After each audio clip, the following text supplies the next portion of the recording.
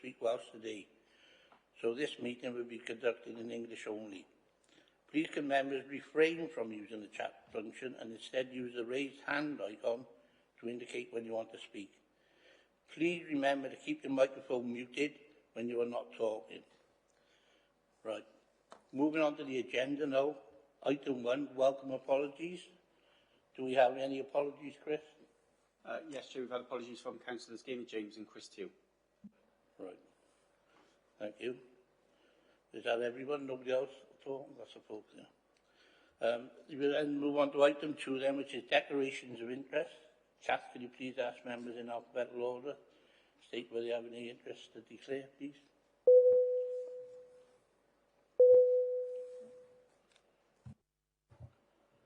Certainly, Chair. Councillor Ashley? Can you hear me? I put my headphones on. Yeah, have you got any declarations, Councillor Ashley? Yeah, okay, none that I'm aware of. Okay, thank you. Councillor Jones? None that I'm aware of. Councillor Thomas? None that I'm aware of at the moment, thanks, Chair. Councillor Clarkson? None that I'm aware of, but I do sit on Pontypool Community Council if they're consulted at a later date. Thank you. Councillor Hawler? None that I'm aware of. And finally, Chair, Councillor Evans? No, not I'm aware of, no. Thank you. Kath, I'll come back to say I'm on Cumbrae Community Council, and obviously same as Linda Clarkson. Yeah, okay, thanks, Can Councillor. Can I comment as well, Kath, please? I'm also on Headcliff Community Council. Okay, thank you. Thank you. Thanks, members, for that. If we then move on to the next item, which is item 3, pages number 3 to number 20, regarding the minutes. I suppose you've all read through the minutes. Is there anything that anyone would be like to raise? And could somebody forward and second them, please? I'll forward that. Yeah, I'll propose that. The right Thank word, you, Clever, second that. Thank you very much for that.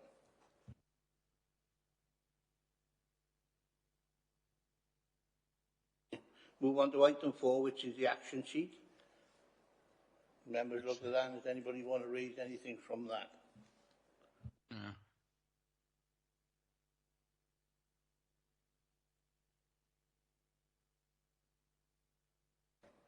You're all gone quiet, so there can't be anything to raise on that then.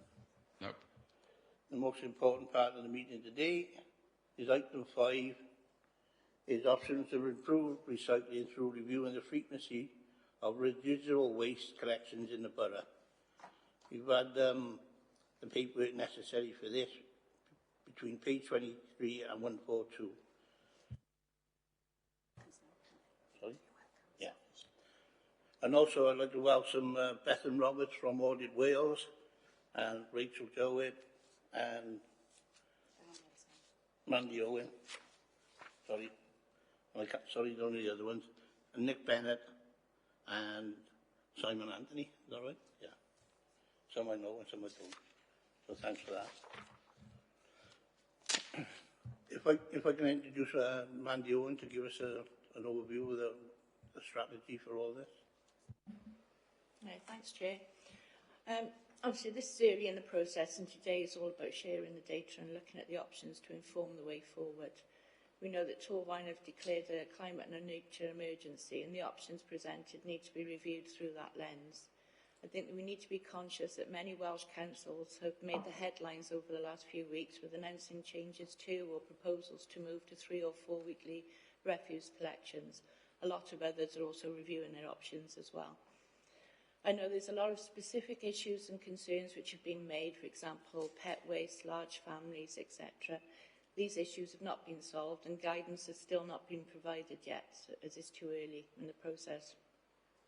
We want to listen to any concerns and issues so that if there are to be any changes, then frequent asked questions would be used to outline the suggestions and to give the appropriate guidance to residents. As we speak, officers are working on a public consultation programme and I'll ensure that oversight before it is issued. But I need to ask members to think long and hard about the risks to the council on doing nothing. Within the deep dive, it's estimated that if Welsh Government imposed fines, we could infer fines over the next 3 years, which would amount to £1 million.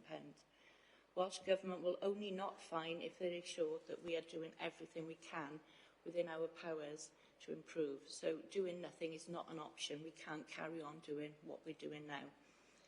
When you look at the data, it's clear that interventions change behaviour and changes are definitely needed. So I know this isn't an easy decision, but I just ask that we can all stay open-minded and look forward to the debate today. Thank you. Thank you for the introduction. Will I pass over to who's going to go first, Rachel or Simon? Always volunteer. Thanks, Chair, and thanks, members. And as Councillor Owen has said, you know, in an ideal world, every resident would have what they believe is the service that they want. But we are working in a regime where there is the real possibility of threats. I'm not going to say it is just a potential stick. Councils have been fined previously. And engagement with civil servants and ministers previously have indicated that you will only not be fined if there is an action plan to show clear improvement for the future. And that is something that we're clearly, we want to, protect Torfaen's reputation. We want to be the best that we can possibly be as an environmental council. And see, you know, to ensure we meet statutory responsibilities and, importantly, you know, not have to make the difficult decision of where do cuts come to face a fine, which potentially could be avoidable. In front of you today is a whole series of reports and data, and I think it is really important, whilst this is a very emotive subject, that we, at this point in time, remain data-led and evidence-led. We have amazing residents who recycle and are very committed to doing everything they can. That is brilliant. But we know from the data that not everything that could be recycled is being recycled. Within Appendix 6, which is the deep dive, which goes into all the graphs, what has happened, particularly since the pandemic, is that our recycling rate has stagnated, and that's both our dry recycling collected, our food waste and garden waste collected at both, I want to say recycling also at the HWRC. But what has happened is that the total quantum of waste has increased, what we call the residual waste, and that is what has led to us going backwards on the recycling performance. We hit the 64% target in 1920. COVID did have an impact on us. We weren't opening the black bags at the CA site at that time. But what has happened is that there's just more residual waste, particularly at curbside. And we know from evidence that there is a good proportion of that is recyclable still. Interestingly, and apologies it wasn't in the pack because we've just literally had the data wrap, the Waste Resources Action Programme are doing a nationwide assessment of what is in people's black bags again. That's called a composition analysis. And in Appendix 6, you've got the findings from the last one in 2017, which showed that in the curbside bin, 41% of waste was food waste. I can confirm that in the recent data which we literally received yesterday, that once more 41% of what is in the curbside bin and the average across the whole, for Torfaen is food waste. So it hasn't changed, it hasn't gone down. If we could target that material to come out. Now, within the main report itself, there's the graph which shows our recycling journey since 2002, and that clearly evidences that intervention where you are making a change to collection frequencies or size of bins has a notable impact on recycling performance and residents' behaviour.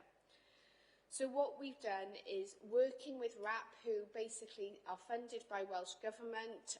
So we haven't, this is like free consultancy for us, but they're the specialists and they advise Welsh Government and help inform Welsh Government's advice on whether or not fines should be proposed. We have gone through options modelling, which is presented in the report. And the options that were modelled are outlined in section 4, and in particular paragraph 4.1 in terms of the 4 options, which were residual collection remains fortnightly, but we reduce the bins. Size of the bins is that we remain fortnightly, but we go down to 2 bags per fortnight and stop using the bins.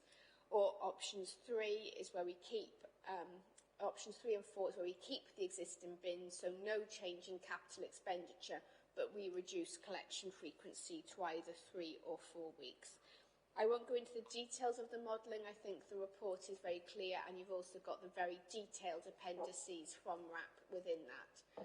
But as sort of like officers proposing for scrutiny through to members, is we are proposing that there is a consultation to move forward on either 3 or 4 weekly collections, because they will give us the greatest impact in terms of recycling waste, and also it is the less capital cost. And we know that money is not a plenty within the council. Even moving to sacks, which residents provided themselves, would require us to take all the bins back in. That would then, we're asking households to spend more money themselves. Within the report, we've also listed, again in table 1 on 3.6, what the best performers are doing, and also where we've got councils who are struggling, what they're looking to do in terms of the Welsh position. So we're not alone on this. I understand a neighbouring council made the headlines yesterday, where they're proposing to go from 3 to 4 weekly to increase their recycling rate, and also to save money on collection costs and also disposal costs, because disposal, we have to remember, is one of our highest forms of waste treatment over and above recycling and food waste.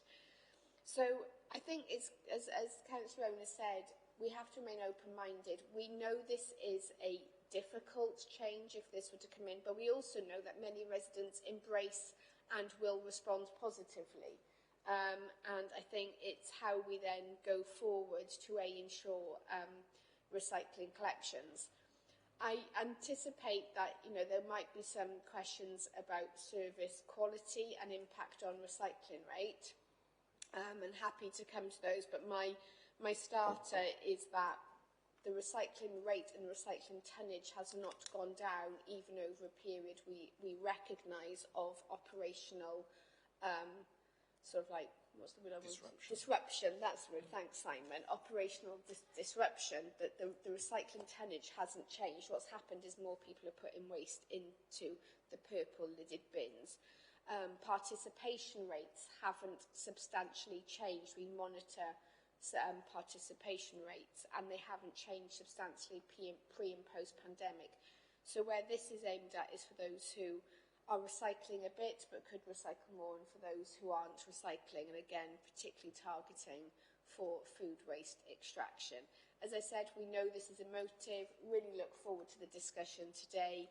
This is about a consultation and helping us improve, and just look forward to members coming forward with any question. Did you want to add anything to that, Simon? Oh no, thank you, Chair. That was a very good summary. Anybody else? No. Who would like to ask the first question to the panel? Any volunteers? Question number 1. Linda, do you want to do that one? Yes, thank you, Chair.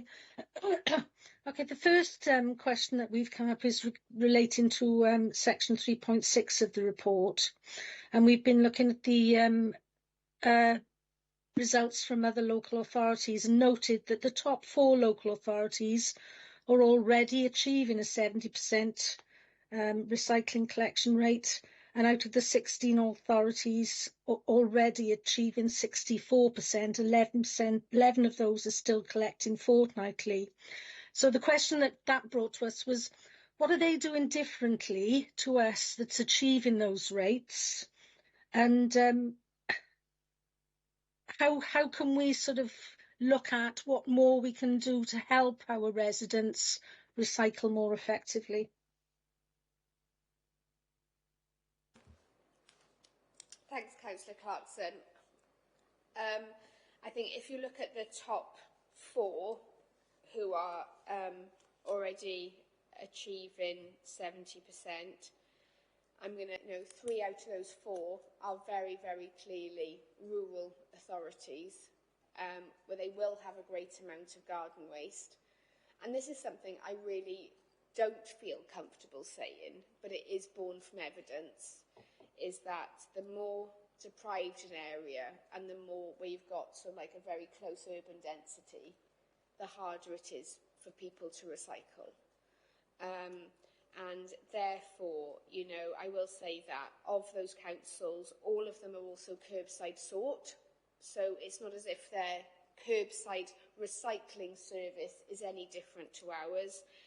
And all of them, I understand, are also going to be using the same fleet as ours in terms of the single pass vehicle.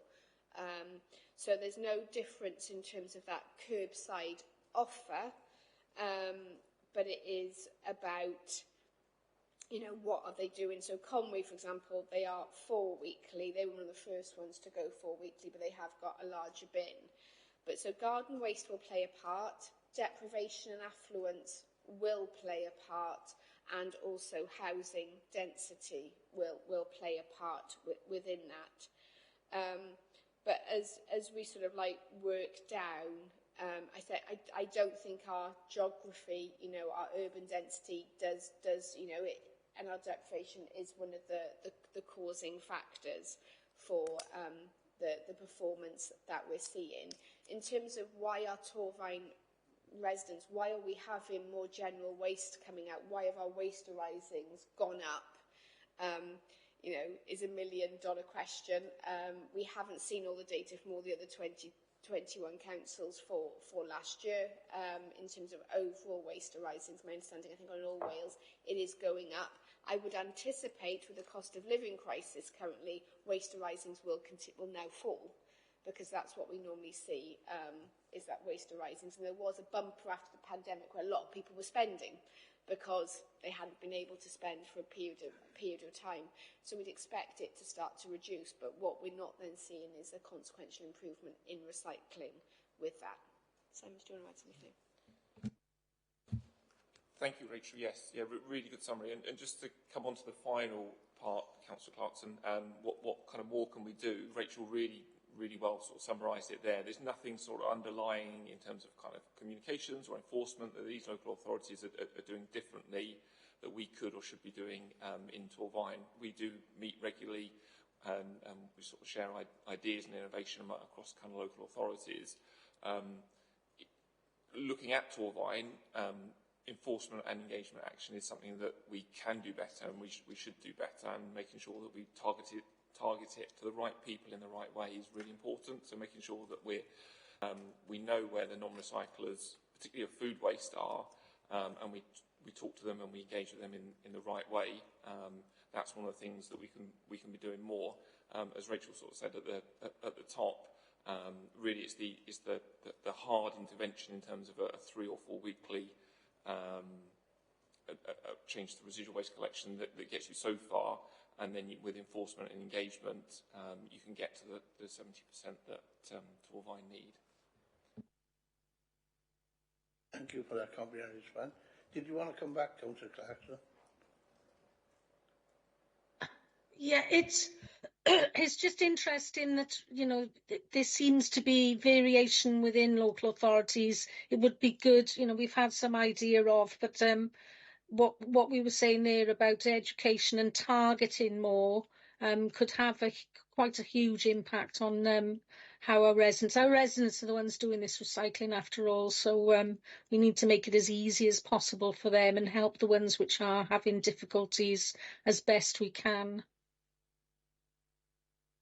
Thanks for that. Councillor Ashley, is there a question for this or is it for the next question? Very, very much so. Rachel raised something. Rachel, I know Rachel's got a lot of experience in this field. I hadn't noticed it, but I have now. You raised the fact that the authorities that are doing well are rural, and they would be conceived as authorities that also probably are more likely to be I hadn't realised, looking at it, the demographics of those authorities are such that recycling would be something that are more likely to do. I'm not in terms of the sort of authorities that would do that. That one neighbouring us has always done more of it. Looking at the other authorities, they're more, and we are obviously a small urban thing. Can you explain that a bit for members that might not know that? I mean, I've been in this business a long time and used to operate in Bristol and Bath. Similar thoughts of authorities, even though they've got large areas there that might not do that. We well recognise that on rounds when we did it in Bristol. Certain areas do it better, certain don't. Can you explain that phenomena, please? Yeah, thanks, Cash Ashley. I think I'm trying not to say it in the way we say it, but you picked it up and I just picked it up. Sorry about that. Councillor Ashley, sorry. I think there is, whilst I haven't got the statistics to hand, you'll find that rural, more affluent counties, if there was like national studies in terms of environmental behaviour, environmental buy-in to change, they would be more prone and amenable to taking action, say, for example, to reduce carbon emissions or for recycling or for other ranges of interventions to promote a healthy and strong environment, as opposed to areas where there may be more deprivation. As I said, they'll also benefit. Like I know, having come from Monmouthshire, we did benefit from people having large gardens and a garden waste, arises either through the curbside or coming through the CA site. Even though Torvine will have, similar number of properties as Monmouthshire, it will have less garden waste. That is just a simple statistical fact, because our gardens will be smaller, and therefore that there won't be that commonality between the two. So, I'm not trying to do any disservice to our Torvine population. They've done amazingly. As Simon's just come from England, he says any English authority would love to have the Torvine performance. It's just how can we, given, I would suppose, the more inherent and inbuilt challenges we've got, given our infrastructure, how do we then overcome those? And as evidenced, intervention does work. Thank you. Can I say something, Chair? Thank you there. Yeah, the point Simon made was that they're not doing well in England. It's good against good, even though it seems bad, to be quite honest, Rachel.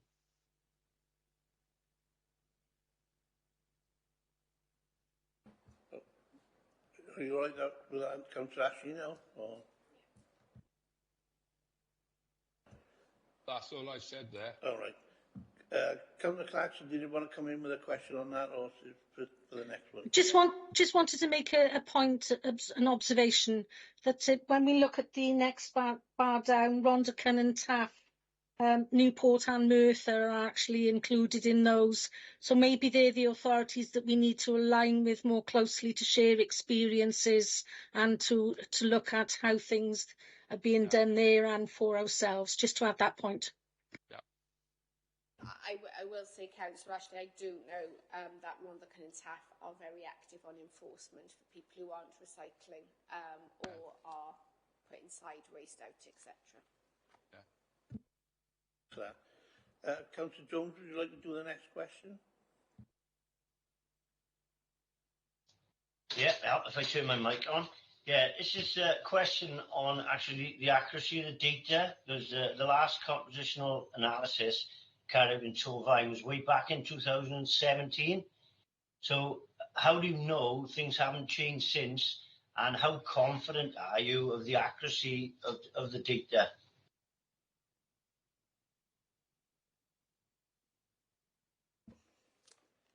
Yes, thank you. Thank you for that question. So we did discuss briefly, and I think we've committed to sharing the more up-to-date composition analysis which has happened in 2022.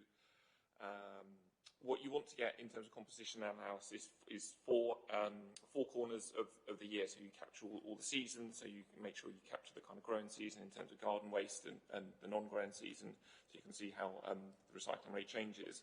One of our concerns were that 2017 composition analysis was pre-pandemic. So the question for us was, has the composition analysis changed to now? Has food waste disappeared from residual bins? All of those kind of key questions that we're asking as part of the report. What we're quite pleased to say is that almost within a 0.5% margin, food waste has not changed. The amount of percentage of food waste in the residual bins has not changed. So although the report does refer to 2017 figures in the composition analysis, they can actually be relied on. We have fresh data, and as we've committed to, we can share that after the report, but the findings and the basis of the evidence that present those four options to us are clear and robust, so we do have a good degree of confidence in that. And coupled with the participation figures that we've got, so that's the number of residents that put out food waste, that correlates quite strongly to a weak participation and weak use of the food waste bin, relatively speaking, in Torvine. So that's certainly an area that we'll need to improve on. If members would like, I could join the meeting and just quickly pull up the data which we literally received yesterday, if you'd find that helpful. Would you like to see the data that was pulled up from yesterday? Yeah, is that okay? Yeah, that's fine.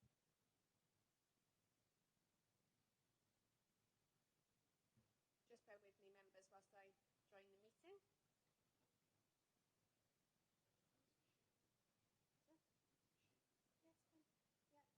If we'd had it in time, we would have put it in the report. So that's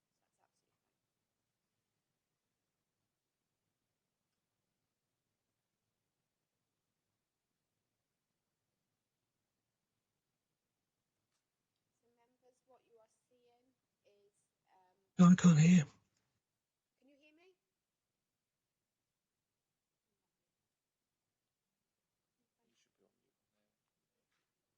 We're suffering mic loss. Members, can you hear me? It's Chris from Democratic Yeah, Services. we can hear We you can now. hear you, Chris. We can hear you. Rachel's mic is turned off. Yeah.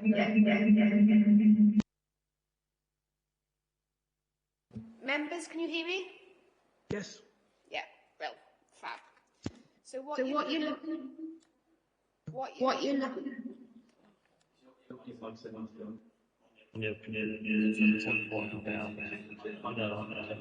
I've got it. There we go, members. Talk Right. about a direct. Is it working? Can you still hear me? Yeah, brilliant, fab. So what you're looking at, members, is this is the latest data. So this is from July 2022 of the curbside purple lidded bin. They would have gone through what would be called a statistically robust number of bins would have been collected, taken to a central place, and some poor soul that was when we had the heat wave as well, wasn't it? Would have gone through the bin and determined what was in it. I'll use, it's easy than using the colours. There's too many blues on the chart for me to see it.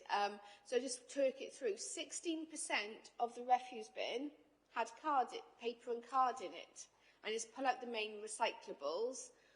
There's 4.5% was textiles. 1% was only glass. That's pretty good. I'm not gonna, but 41% was food waste. And then another, so we wouldn't expect, so we don't mind having other combustibles or non-combustibles. That makes up 15%, slides 16 and 17 here, which I'm highlighting. And we also don't mind, potentially household hazardous. That could be things like batteries, for example. Fines is where the waste has been ground down. It's just basically dust, is what you see in it. but 16% was paper. Obviously, at curbside, we don't currently do plastic film. Could see that came through from some of the comments. Dense plastic, that is something that can go to the Household Waste Recycling Centre, but 41% was food. And this is the updated. We are still waiting for the data to come through from the other analysis done over 2022, the winter one, but this is, the 41% is exactly the same as 2017. And that is what we know. And also I'm not happy with paper and card because that is a weekly service as well. So we are comfortable and confident with the data because this is also borne out because what happens, every lorry with the recycling has to go over a weighbridge before and after, and every bit of that tonnage is then put into what's called waste data flow, which then pulls out the recycling rate as well.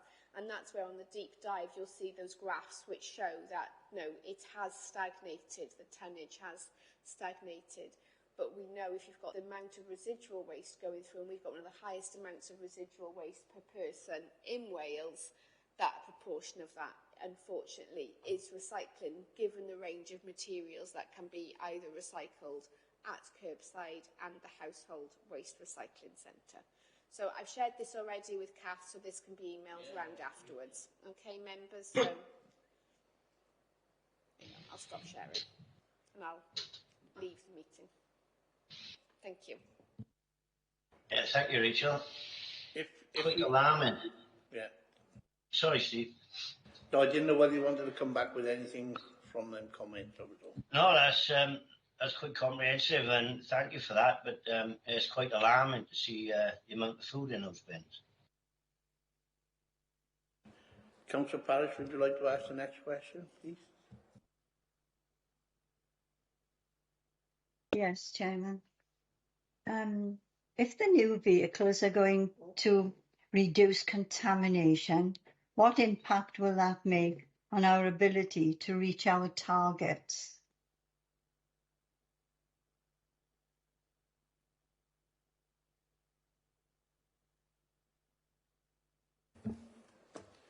Thank you, Councillor Parish. I'll take this one if I may. So contamination is a real sort of drag and drain on the service and our recycling rates as a whole.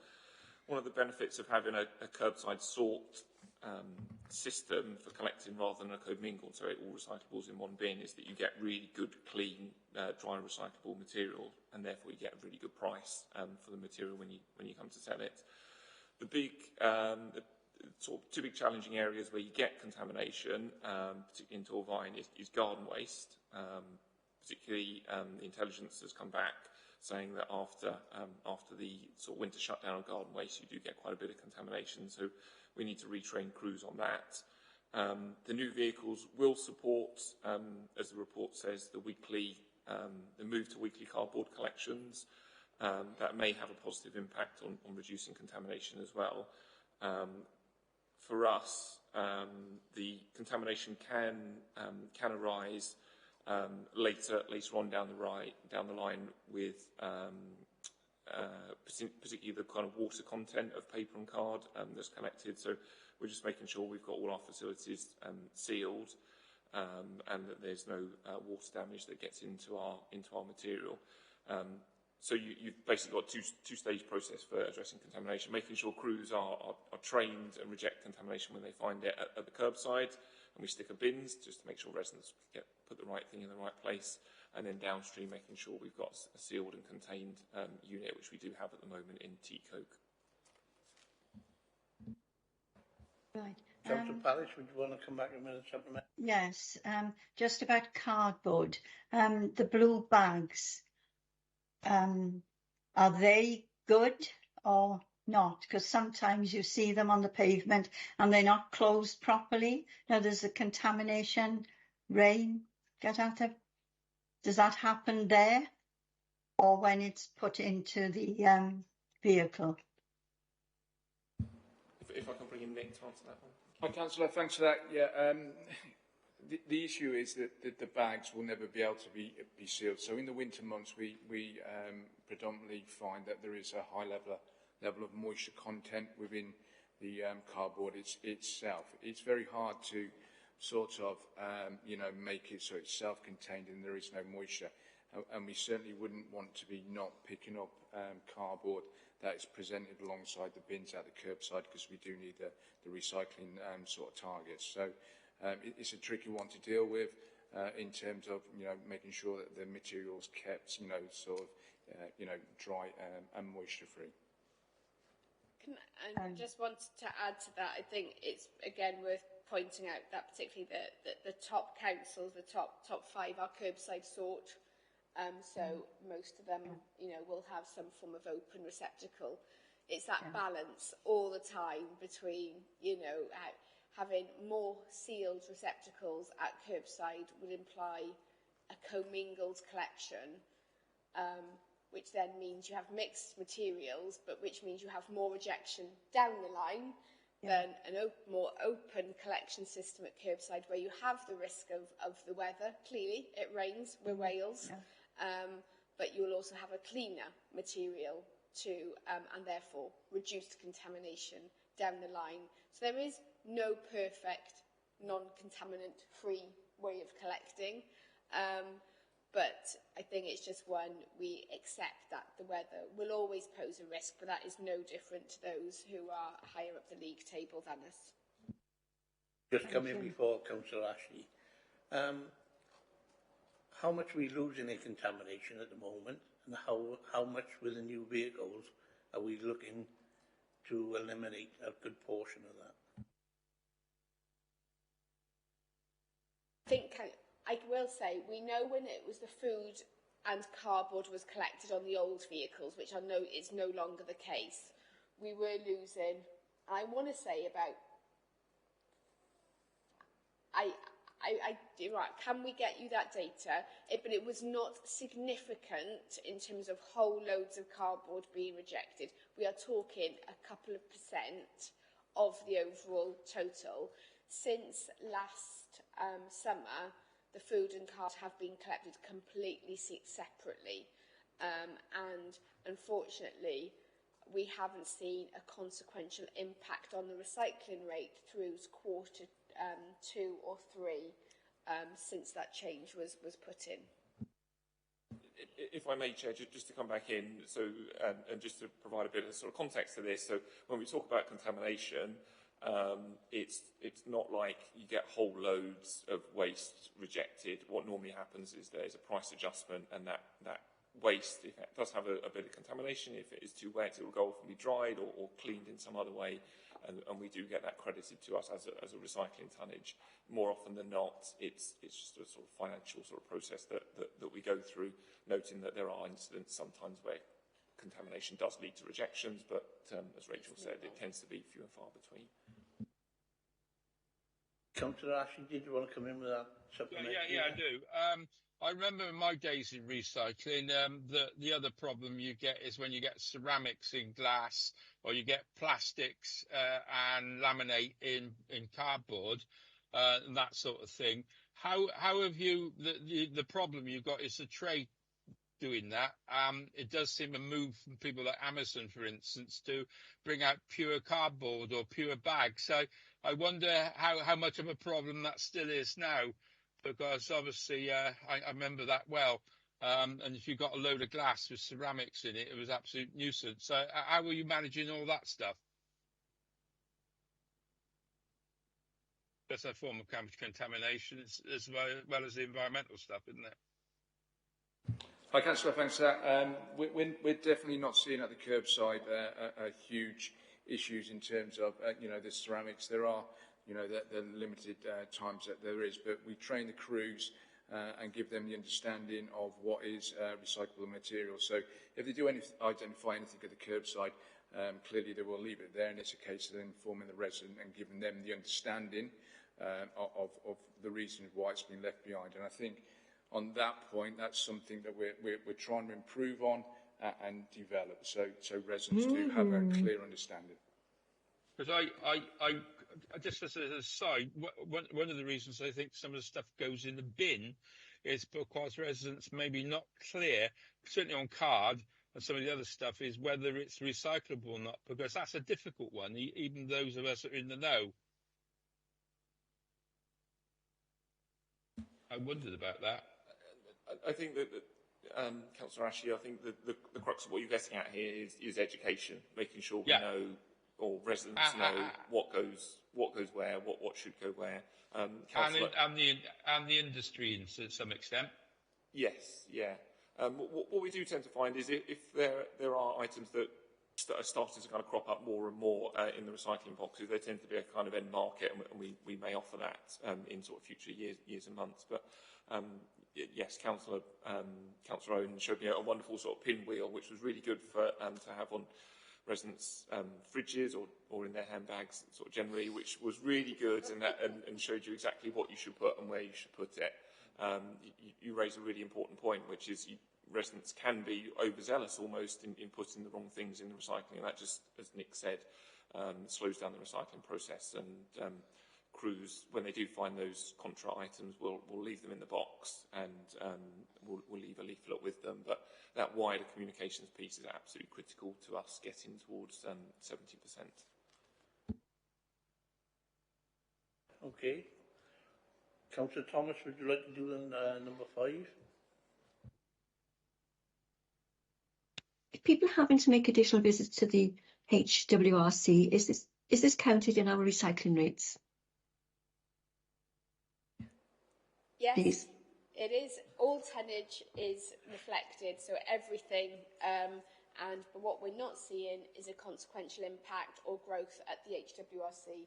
The growth we are seeing is on the curbside residual, Councillor Thomas. Thank you.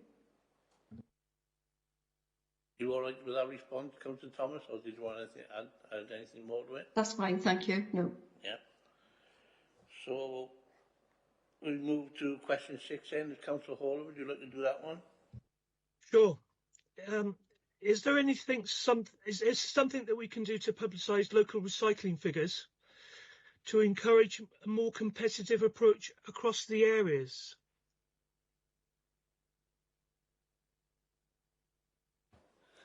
Yes, yeah, we can do.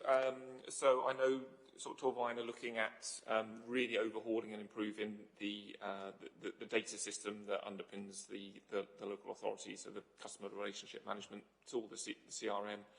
With that, we can be a lot more cleverer with data. We can look and track participation a lot closer in terms of that sort of geographical piece. We can look at tonnage as well. We can absolutely have that kind of competition from one area to the next. I would counsel against it, only by virtue of the fact that there's no sort of proven evidence that that's a sort of effective tool and technique.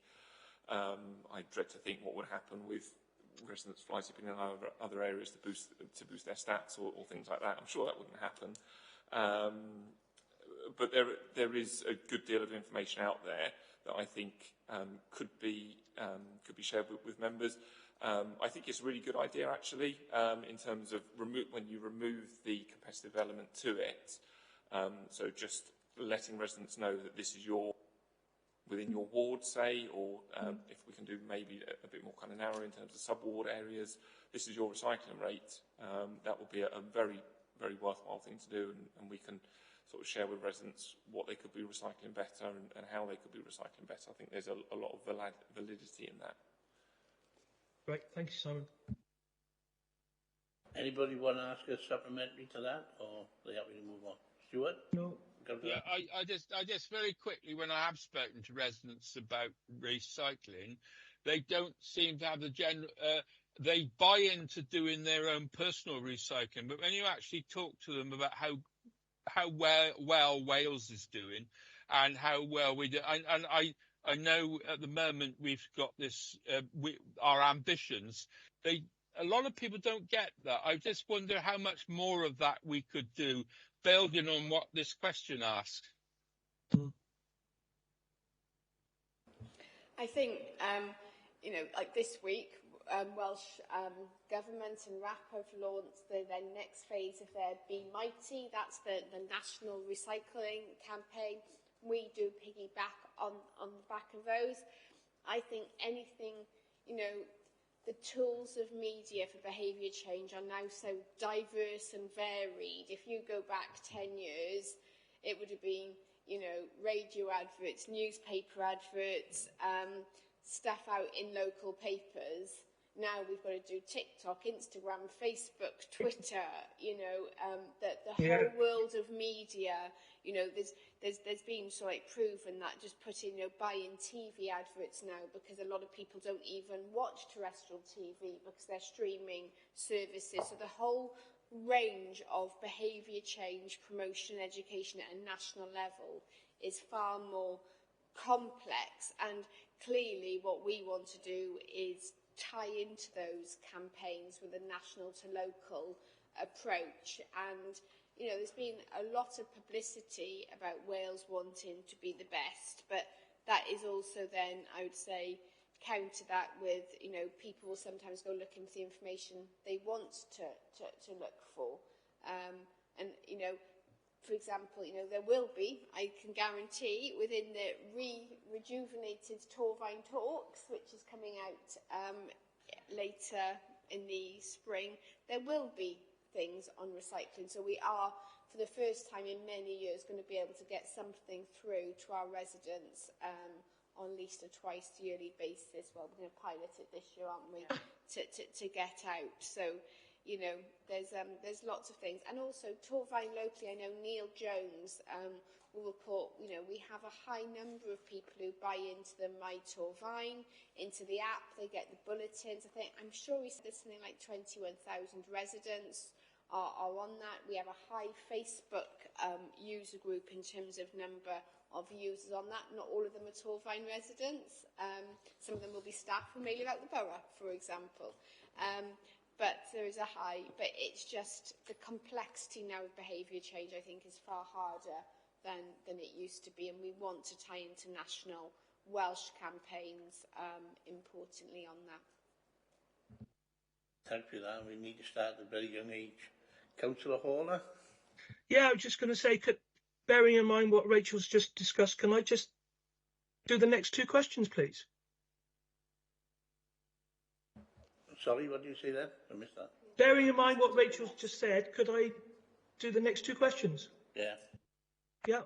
Yeah. So we're talking about behavioural change. What do we need to understand the barriers are to people recycling, and how do you intend to do this moving on?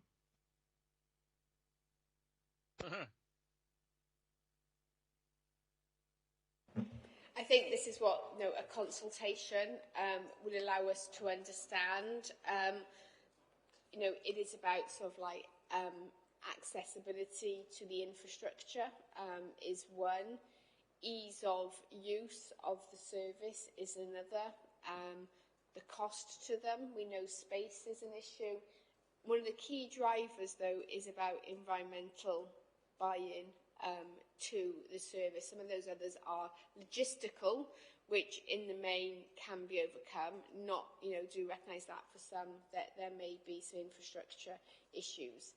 So it's about understanding that, and I think, you know, as you say, some where we know we've got low participation, targeted engagement, you know, us working through what does that targeted engagement look like, how do we resource a team up to do that, is just as important to then get that evidence and the data.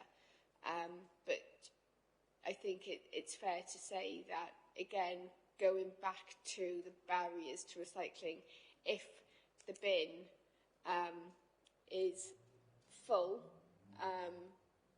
and they find that easy, then that will also be a disincentive to recycling. Hence why, if you squeeze the bin through changing collection frequency, it then makes recycling more attractive, and that is one of the things which obviously the key thing we're proposing through this paper today. Thank you. You okay with that, Nick? Yeah, I'm more than happy with that, yeah. Councillor Clarkson, did you want to come back in with that one, or do you want to ask the next one? Yes, please, if I could. I just wanted to, looking at the comments that we've had on Facebook, it's been raised by quite a lot of people who are trying to do their best with recycling, that they already find difficulties, and they feel that they're sort of being detrimentally impacted when we haven't targeted the people that aren't doing the recycling at all at this point. So that's something we need to take into consideration, because again, having the public on side and encouraging behaviour change is crucial to us improving our recycling. And I've noted that 30% from the figures that Rachel's just presented to us, 30% of it is paper, textiles, stretchy plastics. Well, there must be more we can do to encourage paper and textiles to be put out. And people just aren't aware that they can put those things out. So there is considerable movement, I feel, and that's what residents are saying, that if they understood it better, they could do more in the now. And that will have an impact on decisions for the future, which they feel that they're going to struggle with. Mm-hmm. Councillor Clarkson, can I refer you to, I think, the assessment that, you know, with increased education, I think, and just sort of like extracting what's there without any changes, I would struggle to stand in front of members and say I'd be assured that we wouldn't hit recycling targets. We're struggling with any of these changes for the 70%, but I would have to be advising that with just an education campaign, I would be saying I do not believe we would hit recycling targets, and I believe we would then be subject to fines. No, I'm not saying we'd hit recycling targets. I'm saying it's about public perception and then being on board with the improvements and understanding their part in it and how they can help in it. It really is about that communication issue, which has clearly come across as people are confused and they don't understand. Yeah, I completely concur with that sentiment. Can I ask the next question, please, Chair? Yes, well, means go on. Yeah, we're going on to consultation, which I believe number Sorry, 9. Councillor Owen. Got 8. Sorry, Number 8 hasn't been asked. Councillor Ashley. Yeah, I just think that's we're sort of say it again that this is important. It is early stages, and it's important to do the consultation and to listen and engage the residents' concerns and opinions, so we can take that forward as well and to see how we can improve things for residents to help us reach these targets. Well, I was going to do the next 2 questions because they sort of merge into each other, if that's all right with you, Chair. Yeah, you carry on. Yeah. What we came up with in our scoping yesterday is exactly what you've said there, and these 2 questions, I hope, will sort of focus towards that. Number 9 is when you consult with residents, sorry, my glasses are not working well on this. When you consult with residents about the proposed changes, it will be important to explain the benefits of the proposal on the environment reduction and fines, etc., how you intend to do this. Do you want me to give you the next question as well, or shall I do this in 2 parts? Do you want to do it in 2 parts and they can handle it one yeah, okay, piece? Yeah, well, that's number 1. Have you got that one, everybody? Sorry, Chair, do you want me to just come back on that? If you would, please, Simon. Yeah, go on, do that. Okay. Thank you, Chair. Thank you, Councillor Ashley. Yeah, absolutely. Yeah. Yeah. Wonderful suggestion there. The way you want to do a kind of consultation is twofold. It's basically to inform and then to understand. That information piece, just making sure residents fully understand why we're doing this for what reason, and it all being kind of environmentally is really important. The other half of that is actually for us to understand what residents' sort of behaviours are or reported behaviours are, and where we can know that this particular area of Torvine doesn't report they recycle food waste particularly well, or don't know about Tetra Pak recycling or something along those lines. So we'll ensure that we've got the 2 elements to that. I'm speaking with Councillor Owen, the leader, as well, just about how we kind of get that consultation piece, those questions right, that preamble, if you will, of just around explaining why we're doing this, making sure we get it spot on, and the residents understand why we're doing this consultation. So that work is to come and will happen shortly after this meeting. That's brilliant. Actually, it's 3 questions I got here, Chair, because you've got the consultation, and then number 10 is how will you ensure the consultation is available to all residents, including the young and the elderly? How do you intend to promote that? And then I'll give you number 11, if I may, again, Chair, because once a decision is made, how do you see there's three bits to that question? Once a decision is made, how do you intend to keep residents informed? So in a way, it's 3 questions, but it is actually three parts of the same thing. I just realised looking at it, that was what it was. So I'll ask you 10, which is how do you ensure that once that consultation is available to residents, including young and elderly, obviously school kids and much older people, how do you intend to keep promoting it? So that's the next question. Is it Simon or Rachel wants to have a go at that one?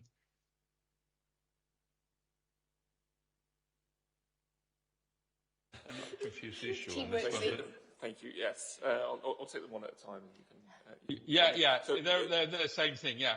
Yes. So just in terms of coverage, we aim to get at least 2,000 responses from the consultation. They will be from they should be from the entire sort of demographic range of Torvine. If we look anywhere near, or if we get anywhere near the skinny bin consultation, which was upwards of 5,000-6,000.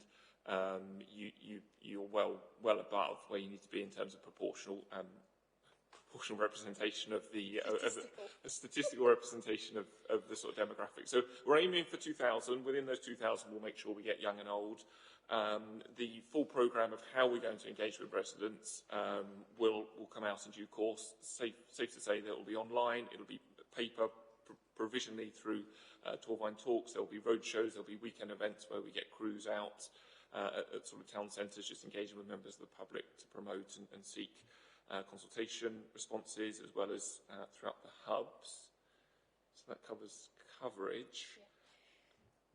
In terms of once the decision made, how do we keep residents informed? So, you know, the way forward, as the report outlined, is proposed to go to Cabinet before summer recess.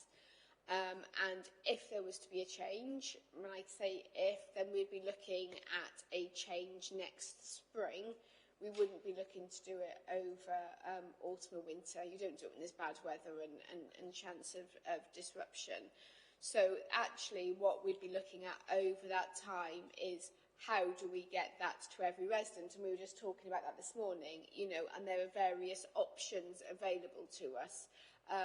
I think the one thing we can safely say is that all residents will receive, all households will receive something, you know, a leaflet, the promotion, whether or not it's how do you recycle, but there will be, I think we're definitely committed to a household targeted information being given to them, posted to them, what form that takes, what is contained within that in terms of a pack to promote use and recycling is still to be designed, because we have said we are very, very early on in the process. But that thinking, you know, but it is subject still to the consultation and a decision to be made. What we would be doing, again, as you're gearing up to that launch, you would be looking at, if it was to go forward, things, again, social media, if Torvine Talks is continuing, everything to every household, through schools, through road shows, again, to make people aware of changes. So we would remain absolutely committed to ensuring that as many people as possible could know through this. I would ask one very quick question here, Chair, because I've had quite a thing here. If you could, because there's quite a bit to No, I was trying to move it on, certainly, by this. Obviously, the major thing you've got is resource implication. You've obviously got the team doing the recycling. What resources have you got from an education, promotion, and just sheer promotional material? Because I think there was an implication here. As the report outlines, if a decision or a recommendation is put forward, there would be a ask for one-off funding to support implementation, which would cover education and specific resource to ensure successful rollout. I am confident that with the existing resources within the team, it would not be sufficient to ensure a successful rollout. We've got, one main education officer supported by others. They'll be instrumental. The whole team will be instrumental. But for something of this scale, it will need a one-off investment, and I've already asked Nigel. Councillor Holland, do you want to follow up on that? Yeah, no, I was just going to say, bearing in mind that I realised that we've got an awful lot of questions, but there was a question 8 that didn't actually ask, and to be honest with the contents of what we've been discussing this morning, I think it's important. And if you would agree, could we go back to question 8 and just ask this briefly, please? It was covered in the synopsis of a question earlier on. That's why we didn't go to that one. Yeah. Okay, thank you. Yeah. If Councillor Thomas would like to do with question 12. I think we've covered this actually, Chair, but I'll ask, more work is required on improving our social contract with residents to help these changes be successful. How do you intend on doing this? I think we sort of touched on this a bit. I think there's a couple of things. One is about the information and the trust in the information that we give, and that goes through the education programme that we go through. I'm going to say it because I'm sure it's going to come up, service reliability and service quality to build confidence in the service. And that is one thing I think, again, we recognise with the disruption from last year from ageing vehicles. And there is a specific and bespoke targeted piece of work ongoing on that at the moment. And it's about that honest, and some people want to know what happens to the recycling afterwards. So this goes back into that entire recycling journey from sort of like starts of, I've got this piece of plastic, what do I do with it, all the way through to the end. But for me, it is about information, awareness, service reliability, and importantly then buy-in that when we say we're recycling, we are recycling, and I can assure members that we are. And just to sort of, to take that forward. But there's a whole gamut of things in terms of that social contract between the local authority and the resident. Thank you. Do you want to come back on any comment with that, Councillor Thomas? Or? No, I'm happy with that, Chair, thanks. Councillor Ashley? I would. Rachel, that was a very good answer. I'd like to see it written somewhere because it's part of the global climate change. It's part of the 3 R's waste. And I don't think I've seen it written on our site somewhere. It's the social contract thing was when we all set this up years ago. And that's a lovely answer, to be quite honest. And that I did bring it up because it's just important because there's a lot of people out there almost religious about this. Thank you for that comment, Councillor Ashley. Yeah. Councillor Parish, would you like to do question 13, please? Yes, thank you, Chair. We have concerns about how you intend dealing with the increasing calls and complaints. How will you deal with this? Because I get a lot of people ringing me saying, they've complained or made a complaint to the council, but they don't realise it's an official complaint, changing, if the change happens, I'm sure there will be a lot of calls and complaints. So I think that's going to be something really big you'll have to deal with. Hi, Councillor. Thanks for that. Yes, as previously discussed, and as Rachel said, there'll be a need for additional resources to roll the service out. So we've done a bit of work on that and looked at what we feel we need. And part of the considerations that we've made is sort of bolstering numbers within the contact centre to handle the calls, but specifically having individuals in there to deal with them waste issues so we can resolve them as quick as we can. So we are looking at that sort of issue in depth as part of the sort of uplift to the manning that will need to be implemented to roll the service out. Thank you. Yeah. Do you want to come back with anything with that, Councillor Parrish, or are you happy with that? No, I'm happy. Yeah, good. If the service is going to progress, I'll be happy with that. Yeah, thank you for that. Item 14 has been covered by a previous question, so Councillor Jones, would you like to do question 15? Yeah, most certainly. Have you considered the comments made by the residents on this topic, and how do you intend on taking these comments that you already received on board?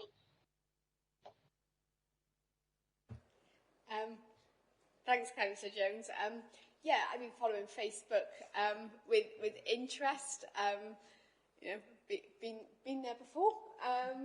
And I think, as Councillor Owen said in her introductory remarks, this is what's great about this very early process. You know, scrutiny, inviting comments, a consultation, because this will help inform what we then issue and the advice we need to cover. So, you know, we've identified, you know, just people coming forward. Pet waste is an issue, the service, you know, reliability, flats, stretchy plastic. What are we? So they're almost giving us, if there were to be these changes, what we would need to put into FAQs or to look at future service design for the future. So in some ways, it's, you know, that this process will really help us to take that forward. In terms of things like guidance on what, you know, if people have got a large family, are there going to be any allowances? Again, all of this would come forward in basically a policy which would sit behind and say, right, in this situation, this is allowed. In this situation, this is allowed. This is the norm. And then how it would then be monitored and administered, and then the advice and guidance that is then given to residents on how they can recycle and access all the services would form as part of it. So, you know, as I said, we know this is and can be emotive, but actually us gathering all of this information now will really help us ensure that if there was to be this change, we can do it successfully, because we'll have worked through all of the concerns the residents may have. Happy with that response, or does anybody want to add anything to it? Yes, fine, Steve. But like you say, the encouraging thing is at least we are having a response on social media, so that's a start anyway. Before I bring you in, Councillor Ashley, Rachel's already spoke about stretchy plastics. I was going to ask Nick to do that. Did you want to come in on anything on that? Because you raised the point yesterday at the meeting. Yeah. On silent, it's good for us, but not for you. I'm here now. I many years ago, when I spoke to Capital Valley about stretchy plastic and recycling it within my shop, we were recycling between 40 and 50 kilos a week of recycled plastic that was coming in through the community. But the problem we got with that is that it was a volume of stretchy plastic that I was having to store. And when Capital Valley had the unfortunate mishap of having a fire up at Blanavon Centre, it raised a big issue with me of storing plastic in my premises. It was really useful because we were saving the environment by putting stretchy plastic off the streets. But because of the insurance values and because of having to store it and potential fire risk, I had to stop it. It was the biggest blow to me in my business because I really wanted to move that forward. So is there a way that we could start collecting stretchy plastic from the curbsides? I currently have 2 big bags of stretchy plastic that I'm taking up to Coverist this afternoon, which is now obviously Capital Valley's is being sold, and it's now been taken over by Coverist, who are now recycling it. Can we ask if there's something that we can do about curbside recycling on stretchy plastic? Because I have 2 bags up in my car waiting to go up there this afternoon, and I'm sure that there are many people within Torvine that would want to do that. Thank you, Councillor Horner. Yes, this has come up as well through the through the Facebook comments and a couple of other avenues, pathways to us as well. The concept of sort of stretchy plastics, or more roundly, what can we do? As you rightly say, so we're working with an organisation called Capital Valleys to have some hubs and some bring sites for stretchy plastics. It is really exciting that it is a waste stream that we haven't been able to tackle as an industry well enough recently. We were discussing this beforehand. What more could we do? And looking again back at the kind of composition analysis, we've got food waste and paper and card, which I think kind of collectively are more than 50% of the residual waste bin. Those are materials that we already offer. We already have stable outlets for. We already have capacity to collect more of. Certainly over the next 12 months, the push would be on those materials to get as much of those out of the residual waste bin and into the recycling containers as possible, rather than potentially confusing residents with adding another stretchy plastic option onto it. One of the things we need to do as officers within the waste industry is make sure that the outlets are stable. The worst thing that we could do is collect material as recyclable and not have a stable outlet for it. Then it would need to go to residual waste, be that energy from waste or landfill, and that's not a good message. So I would say that stretchy plastics are in their infancy, but without repeating myself, the focus will be on food waste, paper and card, as that services we already offer, but something I'll happily come back on in the coming months. Councillor Ashley, do you want to come back in with supplementary?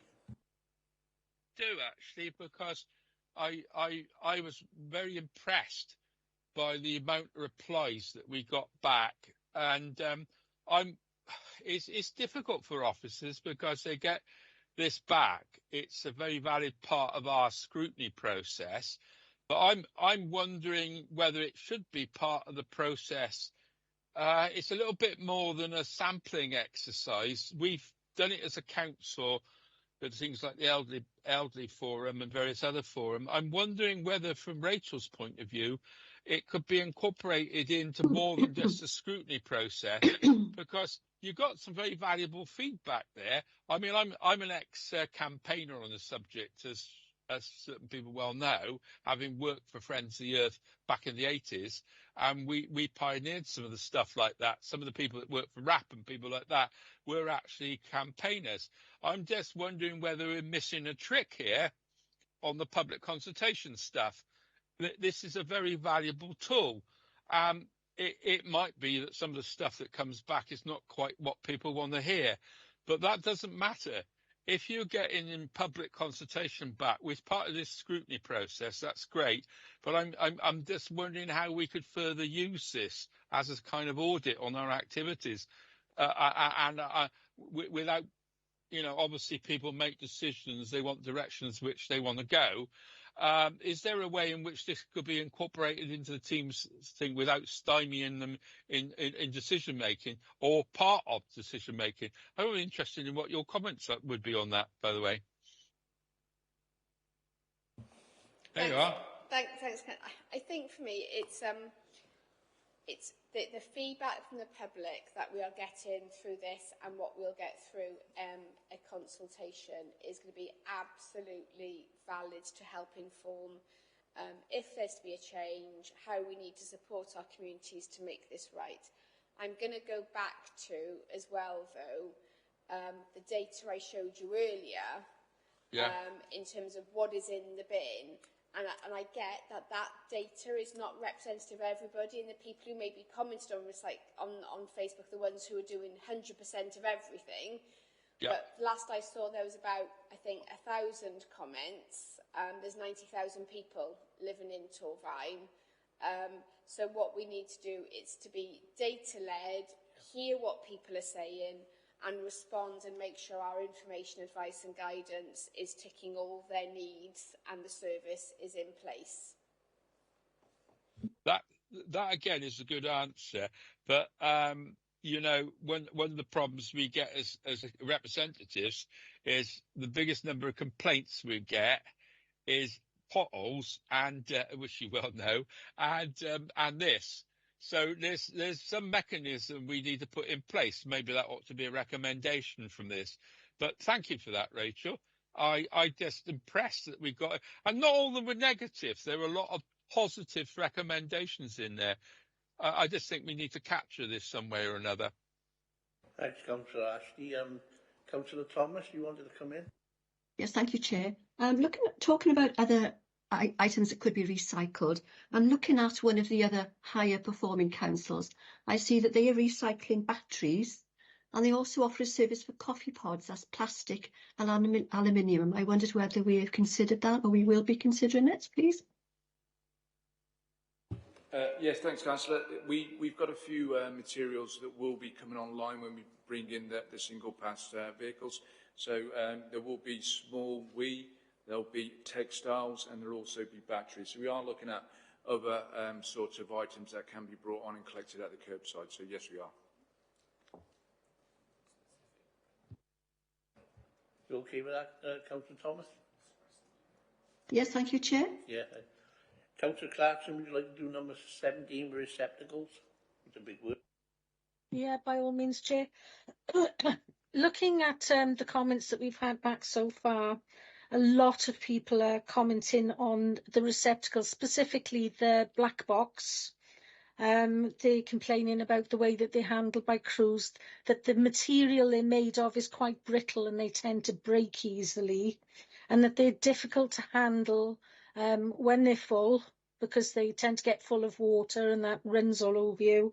They're difficult for people with any sort of issues with mobility, which may not qualify for assisted collections. And they're asking about whether or not this can be looked at, and concerns around the cost of replacing these.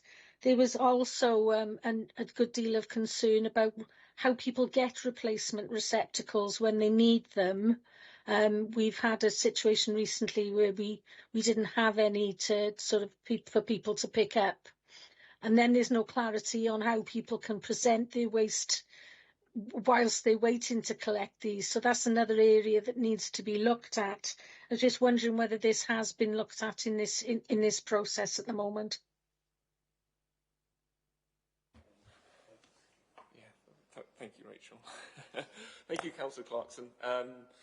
Yes, so if I can potentially start with the most serious of those points in terms of mobility, and if there's any sort of residents, members of the public just watching this, it's work and for messages back to constituents when members speak with them. So if there are members that come forward with sort of mobility issues, anything like that, initially it would be great if neighbourhoods and kind of community support can help residents put bins and boxes out on collection day. If not, we do offer an assisted collection for residents, so they are welcome to apply for that, subject to a couple of checks, just to make sure everything's as it should be before we start those assisted collections. So that's really the most important point to come across. In terms of the quality of the box, it sort of breaks. It's quite brittle. So as an industry, we've pretty much standardised boxes. We use one or two suppliers to supply those boxes. They are robust. They can last for 15 to 20 years. I'm trying to think how many years I've had mine, more than I'd like to think. And it's the same make, it's the same model, it's the same thickness as the boxes that we have here in Torvine. The comment that I do really want to address is the care that crews take over boxes. So I've been out with crews as well. I've seen broken boxes. I've tried to pick up boxes with holes, and you end up catching your hand, potentially cutting yourself on the jagged edges. And I'm sure the same would be for the residents who wouldn't use gloves when handling the boxes typically. So between Nick and myself, we are starting to engage, or we have been engaging with crews to make sure that bins and boxes are put back correctly. There is a wind and weather aspect to this. They do often get blown around, but safe to say we are working with crews to ensure that quality. We had that quality of bin and box return. We had an all waste staff meeting this time last week, I think it was, just to re-emphasise that point, and we're making sure that supervisors are working with crews. I would like to comment that most crews are good and do return boxes correctly, but we do need to work with particularly incoming agency staff when they arrive with us. In terms of bin deliveries, I'm conscious that we are sort of going slightly off topic here. So the model that Torvine has is suboptimal in terms of using hubs as a delivery point for then residents to go on spec and see if there's boxes. Oftentimes that will run out of stock. We've had reports of residents taking handfuls of boxes and bags of liners away with them. I would be supportive of that approach if the data was to show that there was an increase in participation and recycling rate, and as we've said sort of throughout this, the recycling rate and the capture rate of recyclable materials has been pretty stagnant for the last few years. So what we are, one of the provision, the best, I can't say we're going to go to it yet because we do need to go through the approval process. Best practice for bin deliveries is having a sort of 5 or 10 day delivery time, and making sure that we go to a delivery-only option so residents can track the order like they do most things in life at the moment, and box deliveries will be just the same approach, so that when a bin and box does get broken, residents can go on an order. They're currently free of charge, I believe, and they are, and residents can get those bins and boxes delivered to them. So we're not at that stage yet, but with the new introduction of the CRM and the data system, we can get bins and boxes delivered to people. And I would say at the moment we have something like a 70% consumption rate on black boxes. So every year we resupply up to 70% of the households in Torvine of black boxes, and that's way above the national average. We want to be at around sort of 10 or 15%. And that's not to do with sort of crews breaking boxes when they return. That's an excessive consumption rate. Can I come in there? Linda's covered most of the 3 questions we had for that. The only thing we haven't come across with is when you're reordering the black boxes, how much is it a cost towards us as a council to replace them? So currently the black boxes cost £4.99. There has been an increase in price, clearly with the current economics, but yeah, that's where we currently stand at. I know I'm going to ask this, but you might not know. How many do we actually replace with? We haven't got the data, but we can get you the data. And given what Simon has just said about a 70% replacement rate, that is significantly above breakages. That is either, and we know recycling tonnage isn't going up. That is far greater than what we would assume demand to be for the recycling boxes. There is a financial cost to the authority. There's a budget for that. But what we can do, members, is send through via CAF afterwards the data on food waste boxes and black boxes in terms of cost and sort of like how many are being issued every year. Can I come back in there quickly, Chair? Yeah, well. It's good to see that is being looked at and will be reviewed as part of the overall policy. Obviously, it's something that we need to get a better handle on, and it needs to be a better service for residents as well, so that we can, again, be encouraging them to do the best that they can whilst the local authority is doing the best that it can. Can I come back here as well? Because there's a rather moot point about reuse of ex-council containers. I'm chair of allotments, and I'm quite happy for allotments. Have any of your old bins you got, they're very useful. The old green bins, the old black bins are being reused all around the allotments. Don't get rid of them any other way unless you're selling them. But there is a moot point about where black bins go. And it's to the point about you policing them, because I know perfectly well where a lot of them are. And it's probably a problem for every authority in Wales, this, if they're free. And really, it's a point about where they're going. I mean, bins from all over the authorities all over Wales. I mean, what I do if my bins are broken, and I'll be quite frank about it, I take them up and use them in the garden. They're not wasted. What I did find was that when we broke bins, they were going in the back of the recycling lorry, back of the dustbin lorry. And I thought that was a terrible waste. And I said to them, rather than do that, can I keep them for the garden? So there is a reuse thing for them. And it's one thing it used to get mine up, because with the best will in the world, the old Torvine Community Recycling ones are a lot stronger. So, and this was the debate we had earlier. The bins we've got now are a lot more brittle.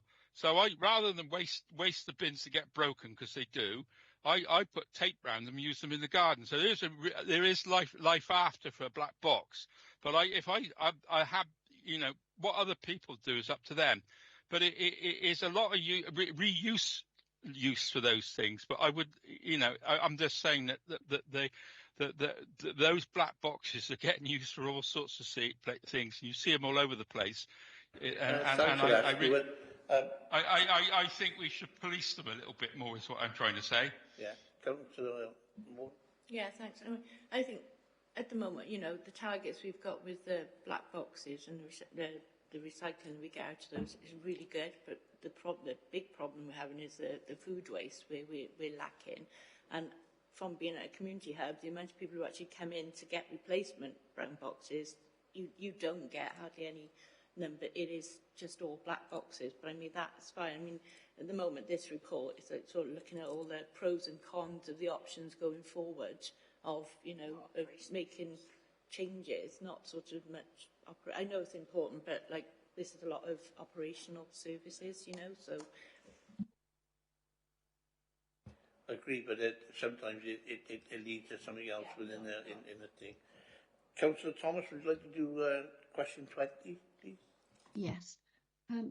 Why hasn't there been any progress on recycling in flats? I think we discussed this a few years ago as well. We just wondered, what progress is there, please?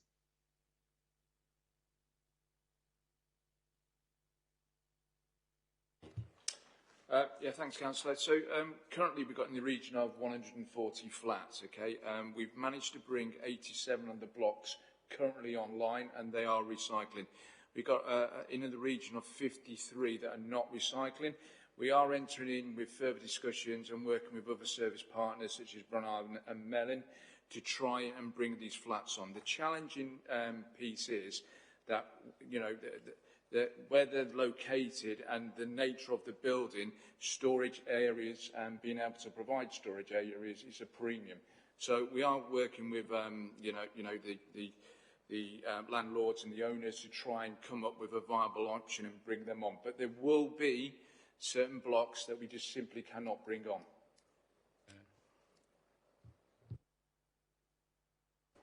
Did you want to come back with anything supplementary to that, or?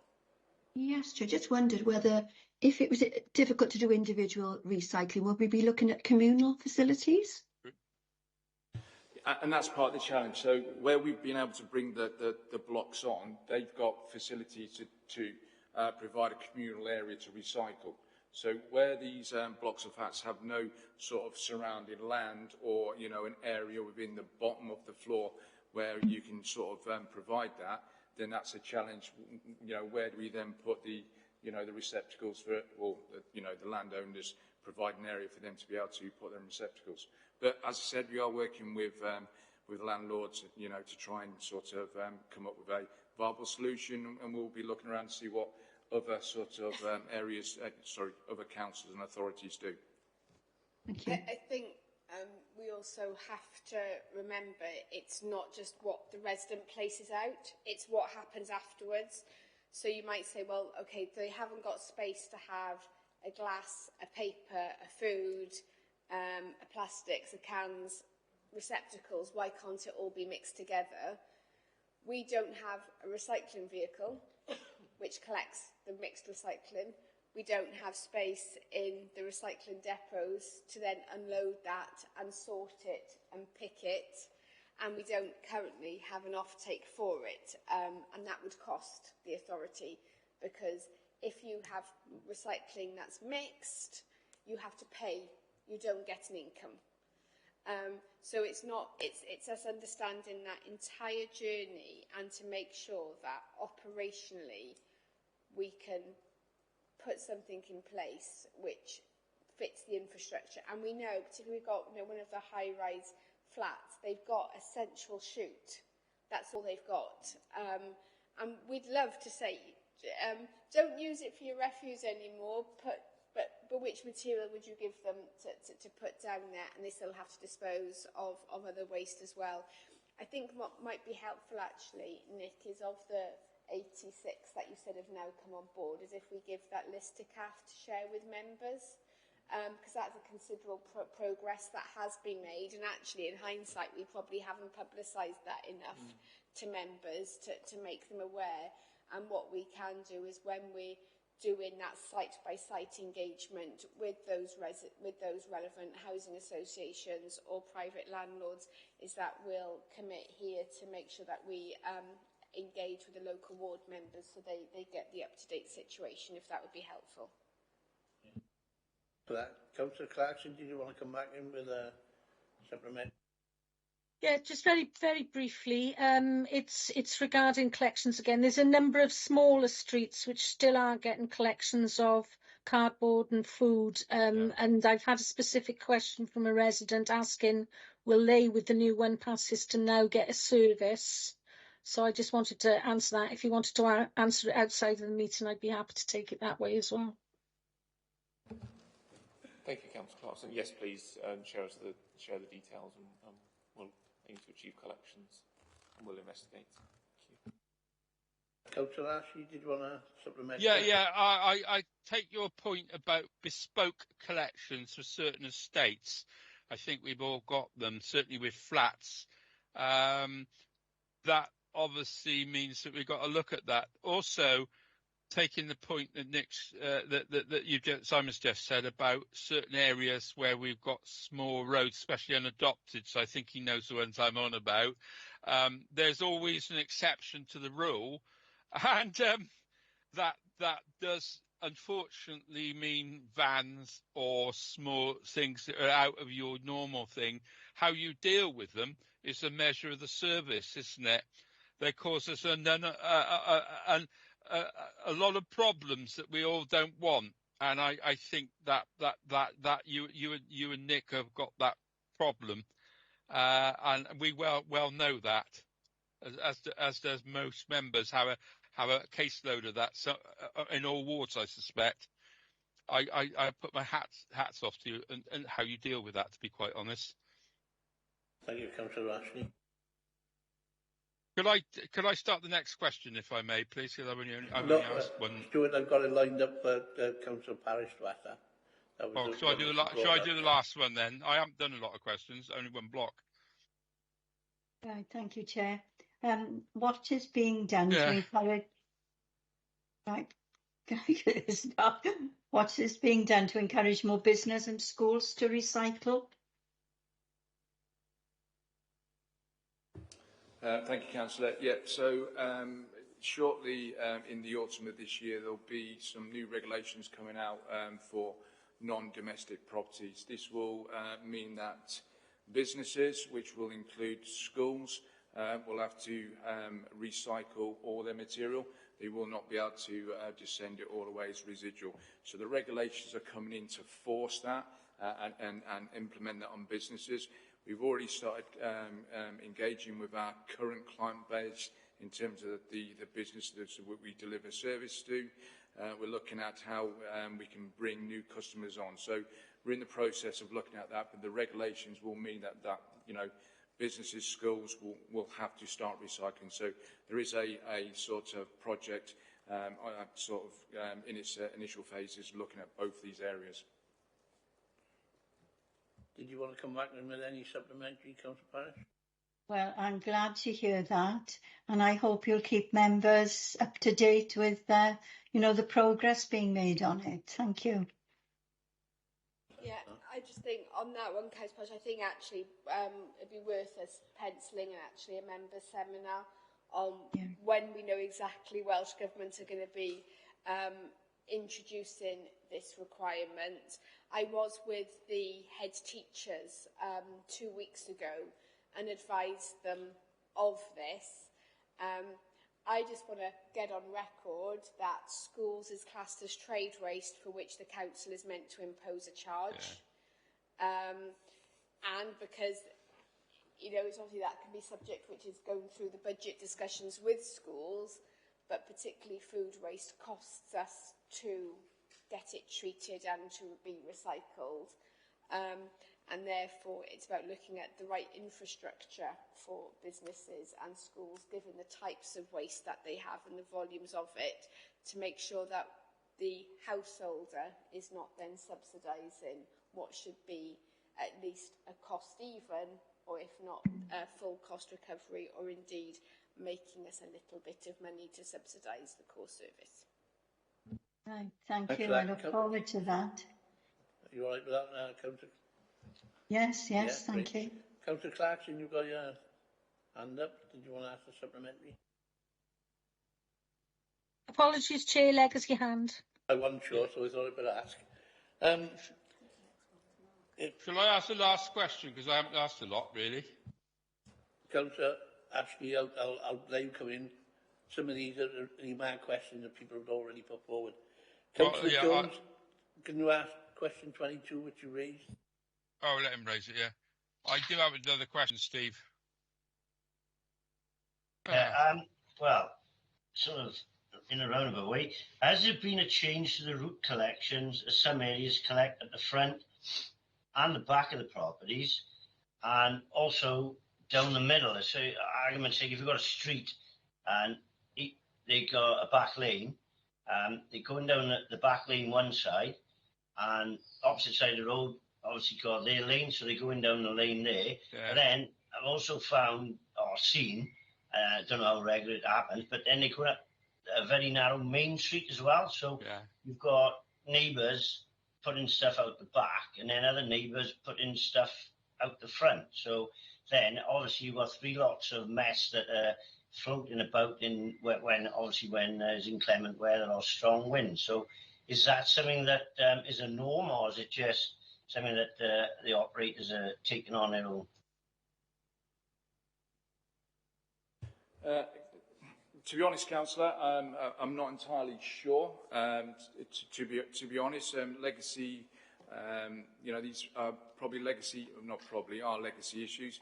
I'm quite happy to investigate and look at it. But as part of the whole sort of implementation of the restrictions, there is a requirement for us to optimise routes and ensure they're as efficient as possible. So we will be going through that process. We will be reviewing rounds, and hopefully we'll pick up and tweeze these sort of problems out.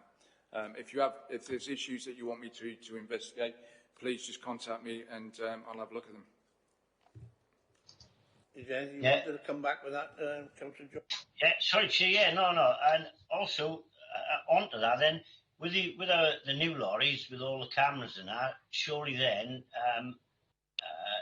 if they are going on routes that perhaps they're not supposed to, is this easily picked up? To be honest, the routes are all route risk assessed anyway, so that they should be assessed prior. I say they should be. They are assessed previously to ensure that the vehicles can go down there and to give an understanding of the team leaders who control the crew, how they're to operate in terms of the collection methodology. Is it single-sided? Is it double-sided? So all that information is already out there. As I said, we will be reviewing it, and any adjustments and amendments that we need to make, we will do. Okay, many thanks. Thanks for that, Councillor Jones. Councillor Ashley, is there supplementary, or do you want to do the next question?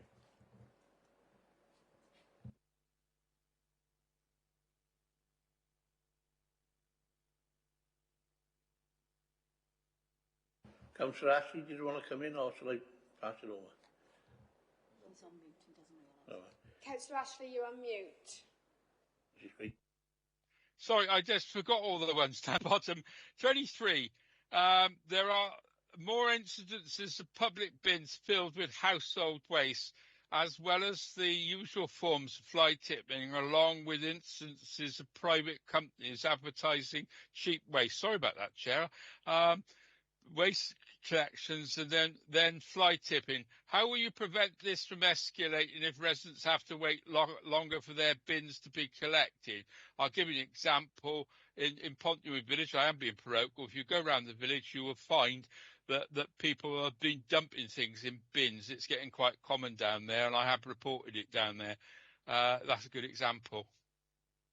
Sorry, Chair, I didn't notice that. Who would like to answer that one? I can answer that one. Yes. So, not being the first local authority to engage in either 3 or 4 weekly collections, we can say there's an overwhelming body of evidence that this engagement has little to no impact on fly tipping, be that your typical kind of lay-by fly tipping, if we can call it that, or residents putting household waste into public litter bins. Over the course of my career, I've gone from weekly to fortnightly. I've closed recycling centres. I've introduced charges for garden waste. None of it has had any impact on fly tipping. The research has shown that fly tipping is mostly takes place by commercial operators that typically will offer to remove a kitchen that's been pulled out from a house for 20 quid or whatever the price is, and then dumped on a lay-by or remote area.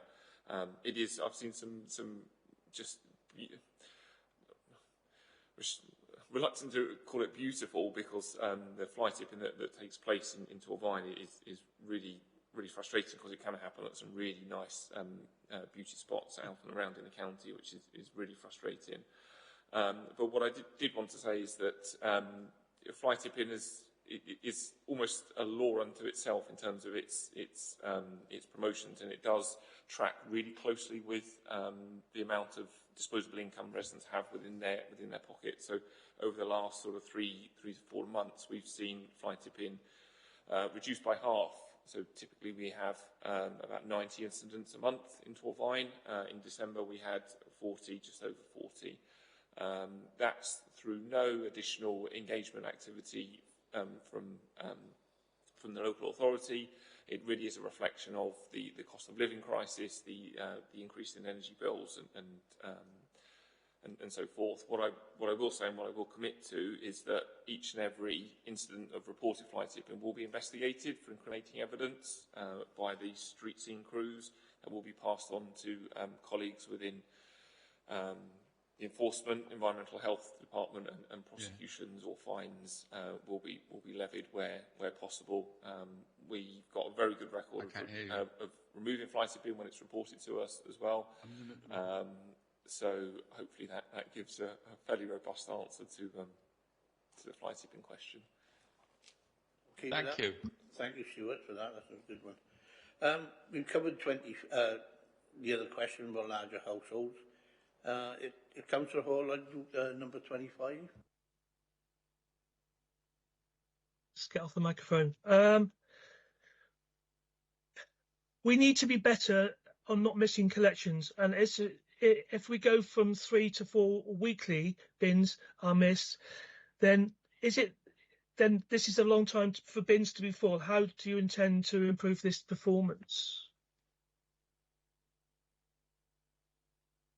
I think we need to be no miscollection is, if it's a operational miscollection, then that is a mistake. I just want to assure members that through the performance regime of the council, Nick actually reports up to leadership team quarterly, and as miscollections as a total of percentage, so miscollections as a percentage of total collections was currently standing, and it might not feel like this from your inboxes, but please remember how many residents you have in your wards, okay, is at 0.1%.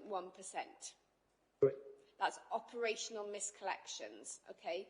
Now, what we need to get better at sometimes is people presenting the waste at the right time, And particularly, we accept that sometimes if a change has happened, the lorry might come through earlier than they were anticipating. And if they're used to the lorry coming at 11 and they've seen the lorry for 51 weeks of the year, then all of a sudden it comes through at 9 and then they might have missed a collection. We wouldn't normally go back for that. But I'll hold my hands up, and I've said this to members. Last year, we recognised there was service disruption due to the vehicle breakdowns. We still encounter access issues with vehicles, with parked vehicles and our lorries not being able to get through. And, it's not appropriate or safe for crews to work that far to come forward. But on the total scale, it's 3 million collections we do a year between all the streams. 7 million collections is what we do. So 4 million, the total of missed collections is actually very small. And, based on our experience of having worked elsewhere in this industry is I'm not going to say is the norm, because there's no missed collections if it's operational fault is acceptable. But we're not out of kilter or different to other areas. And Nick, did you want to come in? I can see you. And all I wanted to add was that clearly with the investment in the new vehicles coming through, we will be investing in in-cab technology. That will give us the ability to sort of analyse and do a bit of data crunching on the miscollections and hopefully give us that ability to do some targeted intervention to make sure that we, as the crews, get better at delivering the service. Can I say you're only good as a crew member, making sure they say the right thing that has been picked up? Because that has happened previously in the past. They've said they picked it up and they haven't. I know about all this previously. Anybody want to come back in with any supplementary on that? Please. I have picked up that sometimes the vehicles can't actually get access to a location because there's cars parked in the way that's preventing those locations. And there was one particular area up in Blanavon that I kind of see more often than others. Is there any way that we could educate those people to make sure that we've got a clearer access for those vehicles to get down, so their bins can actually be emptied on the appropriate day that they are going to be emptied, please? Thanks, Councillor. We've had a couple of challenges lately with blocked access. Unfortunately, if a resident chooses to park their car on the pavement, and blocking access, there's not a great deal we can do. I mean, crews tend to get out, knock the doors, try and find out whose vehicle it is, but this all has an impact on them delivering their service in that any given day. Where we tend to have repeat offenders, we do pass that on to the enforcement team for them then to do that sort of piece of work to try and resolve the issue. But the crews do what they can. What I will say is that we need to be slightly better in our approach. That once we know that there is a road that is blocked, getting that message out to the residents so they've got a clear understanding why there's disruptions to their service. Thank you. Councillor Thomas, did you want to come in with a supplementary on that, or can you do the next question? Thank you. Just on miscollections, but really on how are we going to manage the service when we have bank holidays, especially if we go to 3 or 4 week collection, please? It won't be any different with the bank holiday because we'd be looking at, with the bank holiday collections, virtually all of them apart from Christmas now still take place on the Monday, and the crews work that Monday. So if that was their week for collection, that would just take place on that day. Not even over Christmas would anybody miss a collection day, because all we do is the crews work from the 27th of December. So it's now contractually the crews are obligated to work from the 27th through to 27th, 28th, 39th, up to the 31st. There's always a clear 5 days where the crews are working 52 days a week of the year, so bank holidays won't be affected. Are you okay with that? Thank you, yeah, okay. Did you want to ask question 26 while you're on? Are there any plans to revise the return collection policy, please?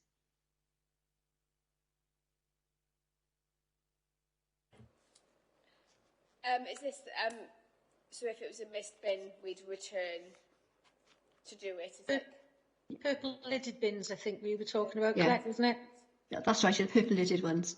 I think at the moment that is something we can just commit to review during this process.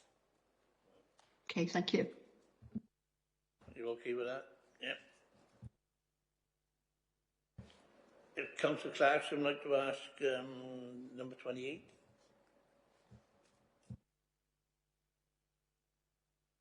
Certainly, Chair, if I can get my mic on. Yeah. What differences in the services offered will there be as a result of in-cab technology on the new vehicles? And will it improve performance and reduce missed collections? It's not that one, they've already covered that with Councillor Clarkson. Oh, sorry, I've got number my 28, look, yeah. deepest apologies, I've got the wrong piece of paper in front of me. Right, staff training.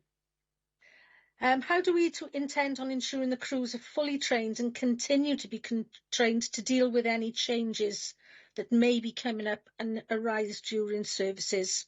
We know that there's a large turnover of regular staff and agency crews which are regularly on the rounds, and this seems to cause some problems with missed collections on little known streets and more unusual items such as textiles. Thank you, Councillor. Yep, so we have started looking at the crew training already. We've done that as the norm to make sure that is robust and fit for purpose. So we've carried out training needs analysis to understand what we believe the crews need to, in the discharge of their duties. So we're working very hard in improving the standards there.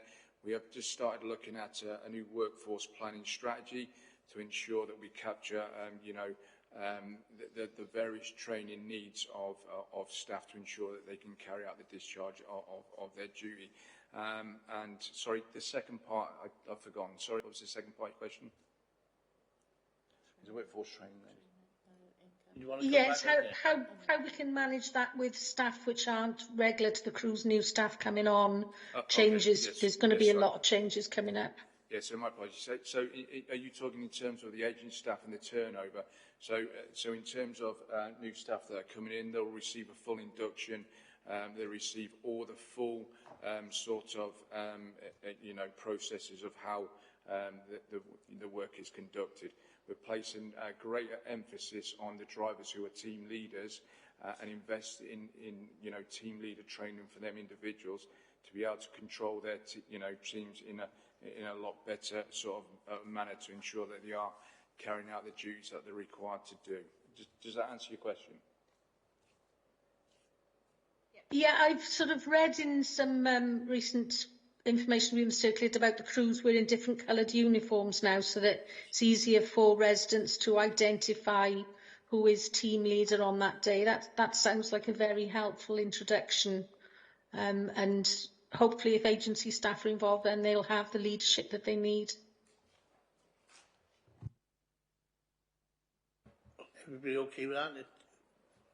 If I ask the last question, if members don't mind.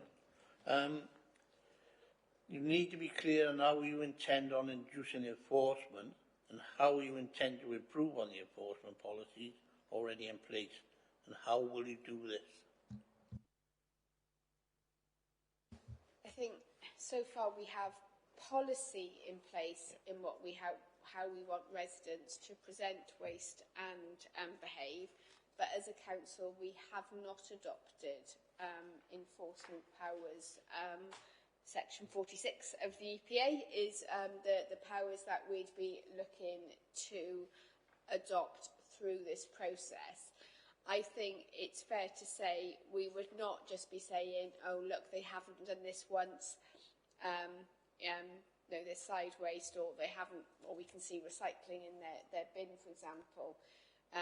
We've reported to members previously, best practice is you engage, you monitor, you engage. That normally gives sufficient action where residents then will participate, and the number of fixed penalty notices is then very, very low. And I think we can absolutely commit that if enforcement comes in, that is the approach we'd be looking to adopt, to take forward.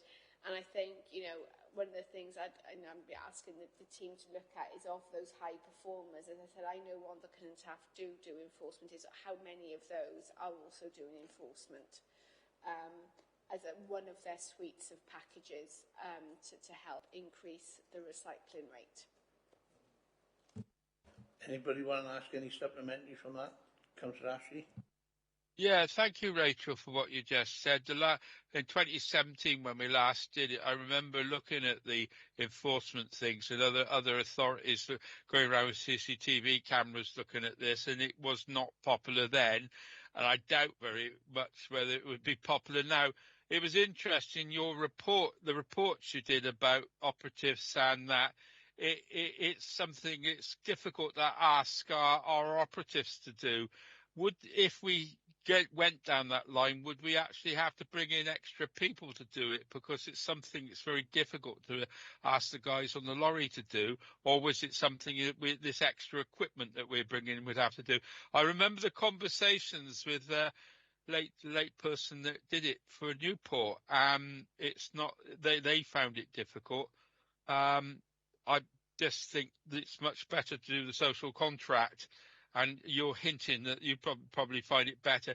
It is also interesting that you observed what other authorities were doing well that did it. I hazard a guess that there are probably not many is the answer. What's your comment on that?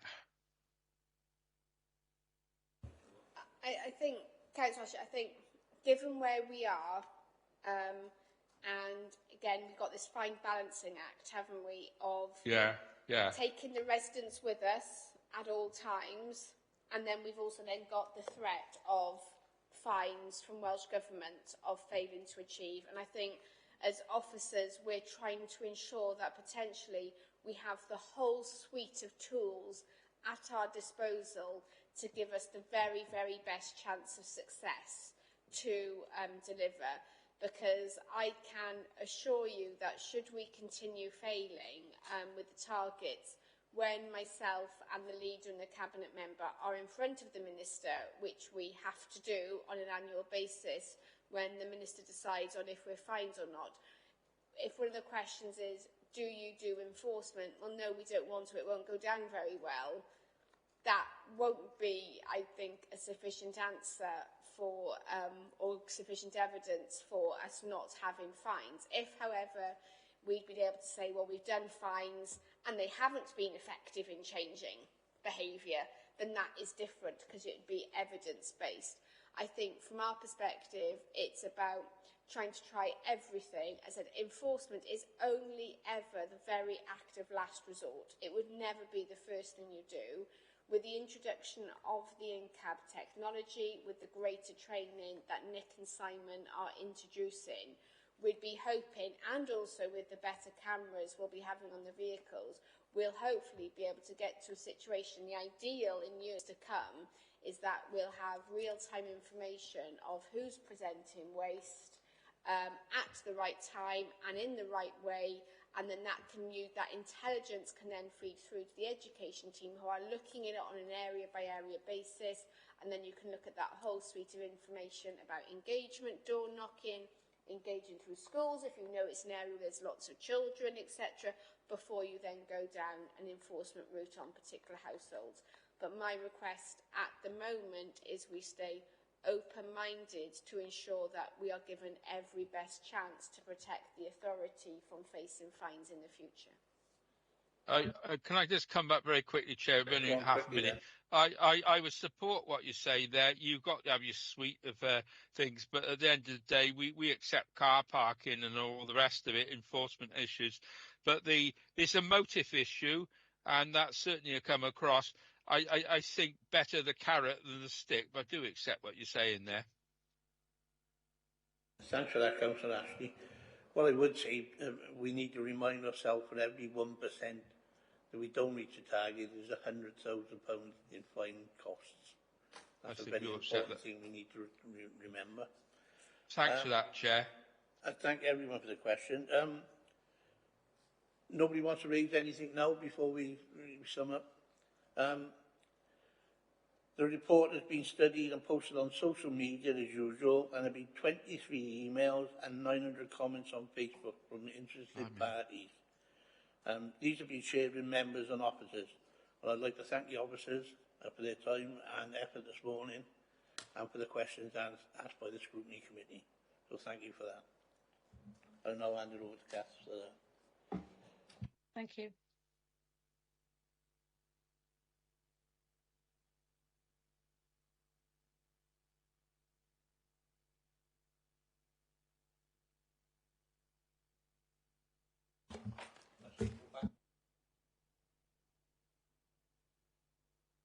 Thank you very much.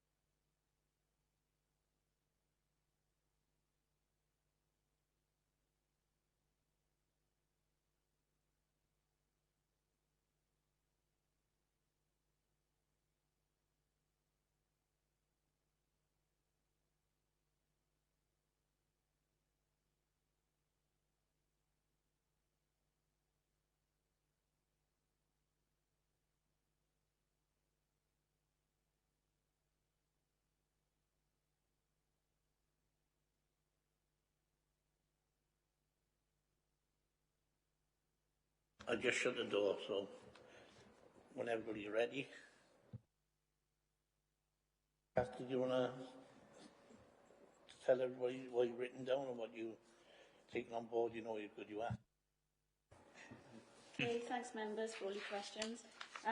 You've obviously asked all of the questions plus a lot extra than came up in yesterday's pre-agenda meeting. So does anyone want to bring up anything first that they believe to be a recommendation, or do you want me to read through the recommendations on the report that officers have asked you to take on board? I read through. Okay. Yeah. So the scrutiny activity in the report, there are 4 sections, asks that scrutiny understands that a public consultation is required and the scope of the consultation, and that members fully understand the implications of the decision pathway. Well, we spoke at length around consultation, engagement, education, you know, and I think that you fully appreciate and support the fact that consultation needs to be carried out between now and during the decision-making process and after that. Is that something that members would like to put as a recommendation? Councillor Clarkson, you've got your hand up. Yeah, I think I'd like to see a clear plan of how the consultation is going to be carried out, with all the available routes they're going to use clearly identified, how they're going to reach the different demographics, above and beyond sort of actions, that type of thing, so that the public know what to expect, we know what to expect, and the officers have clearly covered the fact that they're going to carry out as rigorous a consultation as they can possibly carry out.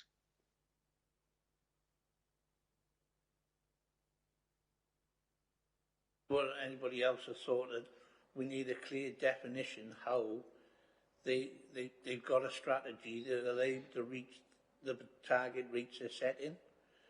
Because if they're not doing that now, are they going to be suffering when they implement the new targets? You understand what I mean? With the new bin routes or whatever we suggest.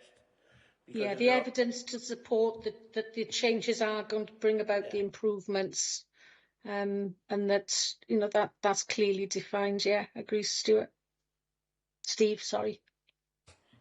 So do you mean within the clear plan of how the consultation be carried out that there's a definition of I think that, is that a separate? And if I think that's a separate recommendation. Give me some wording on that, then, please. The evidence that they're going to be gathering clearly identifies how the improvement can and will be achieved, something like that. Steve, you got anything? I mean, it just data-wise, if they got 64%, they need to get it higher. You know, how are they hoping to achieve that extra percentage with the new model? That's all I'm trying to... But isn't that covered in the report, in the whole detail of it? The fact that they've put the options together in order for, and you know, there's detail in that report that says if you do option 1, this is what will happen, option 2. So that's already detailed in there. It is detailed in there, but it's also, there's assumptions within there. Maybe they can give some examples of, you know, how, if they Rondcan and Taff and their enforcement, for example, how that's improved their collection rates. You know, the public are clearly asking these questions as to how is this going to work? So it's just to have something that we can present to the public. I put my hand up. I support what. Yeah, we're going to bring you in now, Stuart. Go on, yeah. Yeah, I support what Linda says. I mean, we're being trammelled into options 3 and 4, but I do support what Linda's saying because I want the evidence before we go there. I mean, as it is, 3 seems to be the preferred officers option, undoubtedly. But I think we need to go through what CAF's picked up on this scrutiny before we make any firm recommendations in that direction. Would you agree with that, Linda? Because you've just made that recommendation. Yeah, I'm happy to go along with that, Stuart. Yeah, go on. Could we just have CAF read out what she's picked up so far? Can I just come in there then, please? Because none of the questions that were asked today were questions to officers around those options. They weren't, were they? No. None of the questions were asking about the options presented. So no. It is very difficult for you to say that you're going to make recommendations on the options when you didn't ask any officers any questions about those options. Okay. So we need to be careful there. Yes, I can see that you're saying that you... Can I just say something? I wanted to ask that question, but none of us asked it. I noticed that. But that was your opportunity. Today is your opportunity to ask questions to those officers on the options that they provided to you. But many of the questions that were put forward were operational questions rather than the process that was taken to come to those options. So, I mean, I get where you're saying that the public need more evidence to back up those options, and I can put that into a recommendation. Yeah. But you need to be very careful in making recommendations on specific options now when you didn't discuss that with officers today. I think we're in the position of saying that we note the recommendations, we note the direction, without actually saying what we think. Because I think probably what we're saying is we need further evidence. Would that be what other people think? Because that's certainly what I think. The other thing I was going to suggest is... Steve, I just asked a specific question there. Yeah, I think Linda's saying the same thing. I get Linda's saying similar things. Yeah, but I want to get it on the right thing. We can't say about the actual things they put in place, you know, for that. Can I come in there?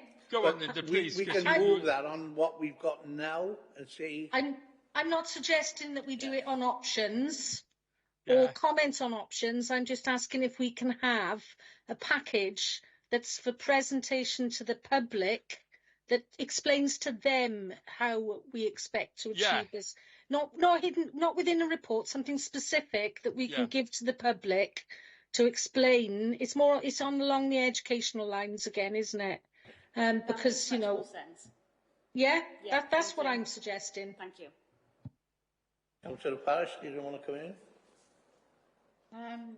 Well, Linda has just said, I'm supporting what Linda said in the first place, and what she just said, I agree with. I mean, we aren't making any decisions for the public. No. You know, we've got to wait for that consultation to come back to us. And no doubt we'll have to scrutinise again, you know.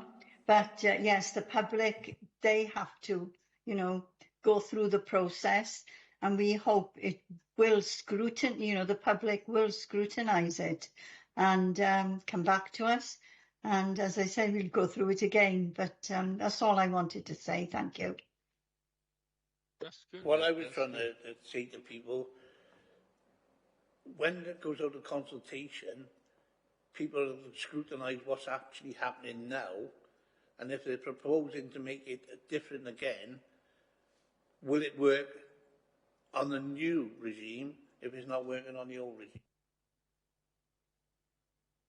Steve, I'm going to put my hand up, but there's 900 expressed. Pardon? So I'll put my hand up. There's 900 views come in there. You can't ignore that. And that's key, Councillor Ashley, to something that I noted down as a possible recommendation during the meeting. Yeah. And I think it came up sort of in numerous guises, but officers should take into account the responses received so far as part of the consultation process. You know, it's not, I think so many people took the time and effort to share that information. And as Rachel said, you know, from that information, they were able to pick up key themes like those with pets, those with larger families. And they're all things that they said that they would take on board, they would consider, they would put on a frequently asked questions, etc. So I think my understanding and my one recommendation that I've noted down is that as a committee, I felt that you felt strongly that anything that's come forward now, prior to the official consultation starting, should also be taken into account. Is that something you would like as a recommendation? Could I also make a recommendation, a fairly blunt one? We can't prejudge a consultation. And that's what I was feeling uncomfortable about. The four recommendations, you can't say, oh, we're gonna have 3 and then go out and say we recommend this as a scrutiny committee, because that's the wrong way round. Am I right? No, I agree with what you're saying, Stuart. I do, honestly. You don't take the view of our residents. You can't be and they are residents, as far as I can see in the main, and most of what they said is eminently sensible. You're talking about 10.2, the recommendation, understand the 4 options provided and the 2 options proposed, the 2 options only proposed for consultation. Yes. Yeah. And most of the residents commented on them, from what I could see, of the ones I've seen, and they were eminently sensible. Kath is taking on board because she's scribbling like mad. Yeah. Thanks, Kath. Can I just go back to the one before the recommendation? Go on, Linda, you tick this off beautifully. Thank you. Whether I can actually remember what I was going to say now. Go on. Might be the issue. When we're looking at taking these Facebook comments into account, but also taking future, the public like the fact that they were asked on Facebook, they weren't asked to click a link and follow this and do this and just being given set questions, please answer. They don't like being given that spoon-fed option. They've enjoyed the fact that they could comment on Facebook and that would be acceptable as part of a consultation. So I think this is something we generally need to accept going forward with all consultations, is that what we hear via social media, people are very adverse to clicking that link and then being, they are sometimes so pointed, aren't they, the consultation answers. Yeah. So I think if we can manage to accommodate this sort of format in the future, it would gather more information from our residents, more opinions.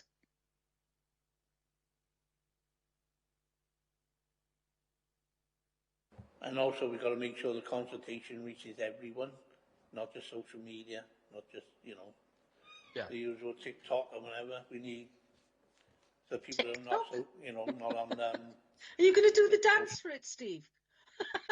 I mean, they did say, didn't they, that they would be, they said numerous things. I other things that they will be doing other than social media. Well, that was what I was about to just suggest. I put my hand up, Steve. We kind of need a borough-wide roadshow, if not anything. Just go out there in person and do it, because it seems a very hot subject.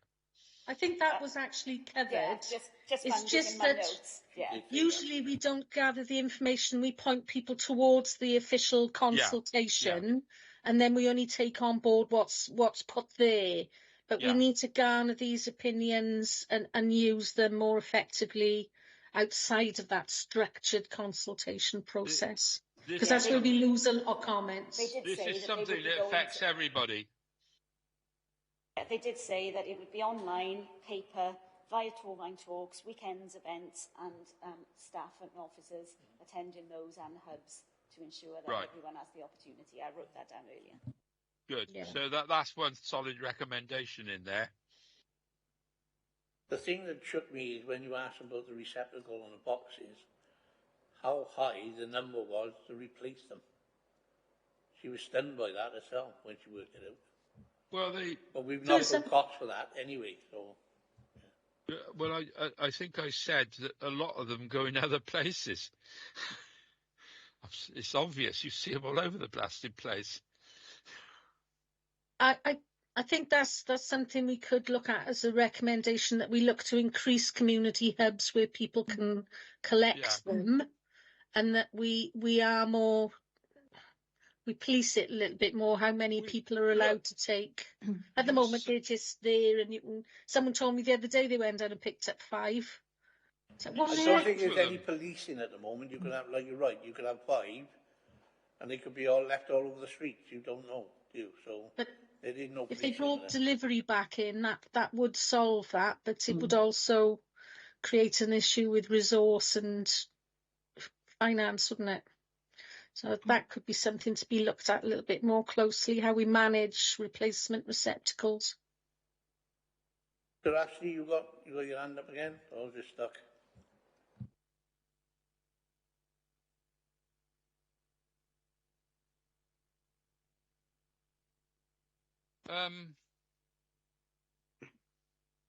Your hand's up, so I didn't know whether you wanted to say something. No, I've just had somebody ring me on the phone. I should have taken that off. Sorry.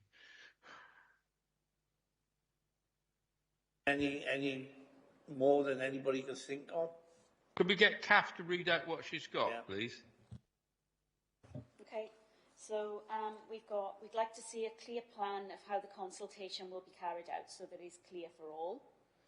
And then we would like to be able to share something with the public as part of the consultation, which is evidence gathered to identify how these changes will work. And that will include more data required to back this up, such as evidence from other local authorities. And then we've got officers should take into account the large volume of feedback from residents as part of the consultation exercise, and not just take the responses to the formal consultation. And this should be taken on board in future. And then we should be looking at how we manage replacement receptacles, looking to increase community hubs where black boxes are available, but the number taken should be policed. Yeah. Is there anything else that members want to add? And possibly increase the number of places there, and the sense of ownership of those things, because I don't know who owns those, the council or the community.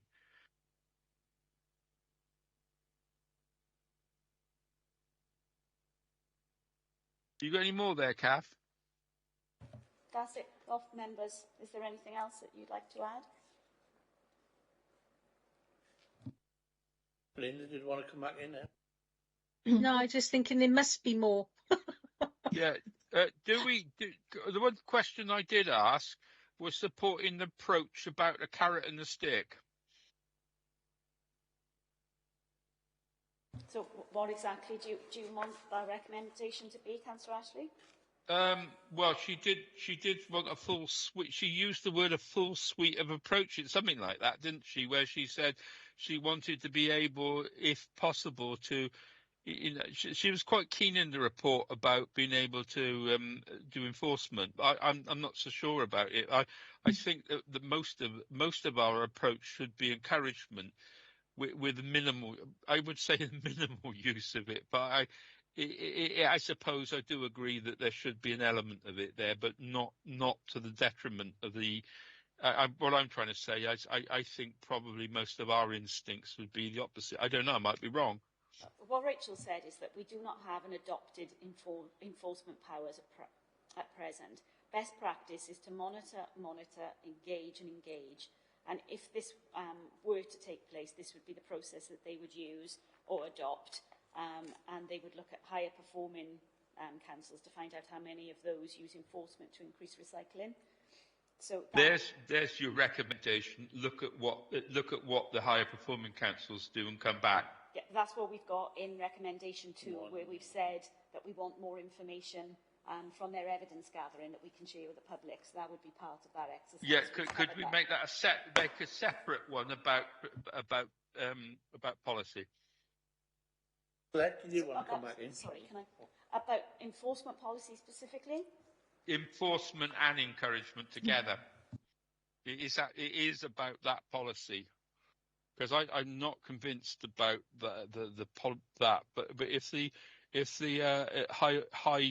high performing authorities have got both, then that must be something we have to look at. It's a separate thing. Colette, did you want to come back in?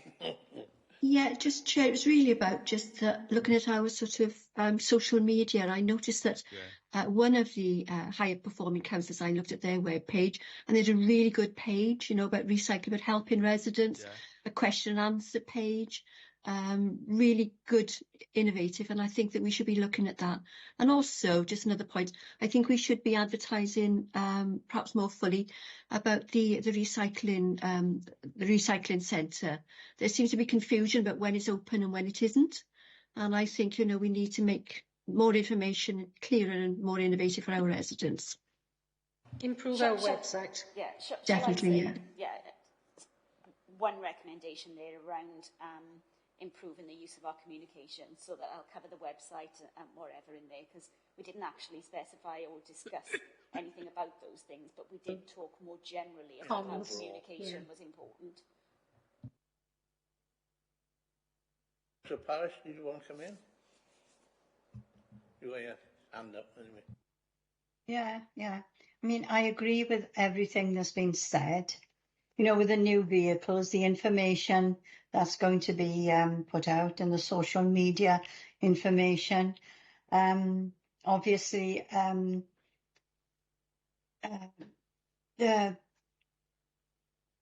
can I say, the whole lot will be monitored. Now, if that monitoring comes to a stage that the recycling has been improved, would they be satisfied with that, or would they still want to look at the 3 weekly or 4 weekly collections? You know what I mean? Yeah. It could get a lot better before, you know, sort of in the months that this process will be going on. Do you know what I mean? And residents brought that up, Norma, didn't they? Yes, yeah. And then we wouldn't have to change, you know, the number of collections per month. You know, I think they've jumped into that too soon, if you know what I mean. Because so is that management of change again, isn't it? Yeah, you know, people aren't silly, you know, and they will help if they have the right information. And that's what we need to do before considering the 3 or 4 weekly collections. That's what I think. You know, keep it at 2. I think we had an email in this morning, didn't we, Kath, that said that they'd like to see a pilot or a period of time where we, with the public, try and improve the recycling targets before this decision is made to see whether it's achievable. Yeah, well, we can ask for, you know, I wouldn't say a pilot, but time scale before any, you know, decisions are made. I agree.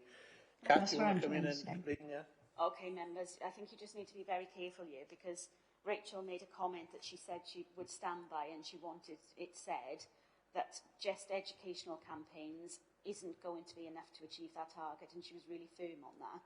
So, I mean, again, I'll bring you back to the point that at no point today did any conversations or questions take place questioning the pros and cons of those options. So, you know, it'd be very difficult for you to put a recommendation there today to say that you want other improvements to take place before this takes place when it wasn't discussed. And Rachel did say that there is no way that we could reach our target without making some change. I just wanted to point that out to you.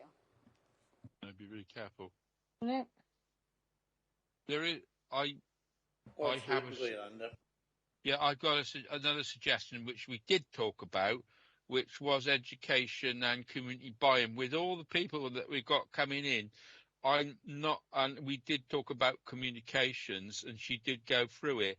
There's something not quite there, and I need we asked in behavioural changes, didn't we, Stuart? Yeah, we did. What work has been done with residents to help change behaviours in relation to food waste, and what future plans do we have for this? There needs to be more community buy-in. With 900 people ringing in, I think we need it. It's the usual comms thing, and I'm not convinced about it. It needs to be a bit more than that. We need to engage with partners, with social housing, community councils, and all the rest of it. We got a lot of buy-in from all those people. They didn't mention that today, but I don't. In one respect, we need to use what we got. I did ask the question about resources, and that's a one-off. Maybe the problem is not the one-off, but the actuality about what we do day in, day out. How do you want to question that as a recommendation? So, Kath, what a recommendation is, I did ask about the campaign, and I respect the fact that we're going to need a campaign which has people, education, etc. And I just think that she did mention the campaign. If we've got to get more recycling in there, it does involve a lot more than what was suggested, I think. That's a question. And it needs a community buy-in. Now, we've got experience as members in lots of partnership things, and I'm just wondering what level of partnership they expect from the community. Simple as that. Bearing in mind when we set the recycling up in the first place, we had to do that. Let Kath come in now. Okay, I'm uncertain really as to how we put a recommendation there. What I will go through is the behavioural change notes that I made, because you are quite right that these things were discussed. You asked the question about how do you know what the barriers are and what work we've done into behavioural change. And what I've written down here is that behavioural change needs to be done differently now to the way it previously was. So more social media, less TV because people are not watching terrestrial TV, less newspapers, etc. The barriers that were picked up were ease of use or not, depending on people's views, space, cost and logistical.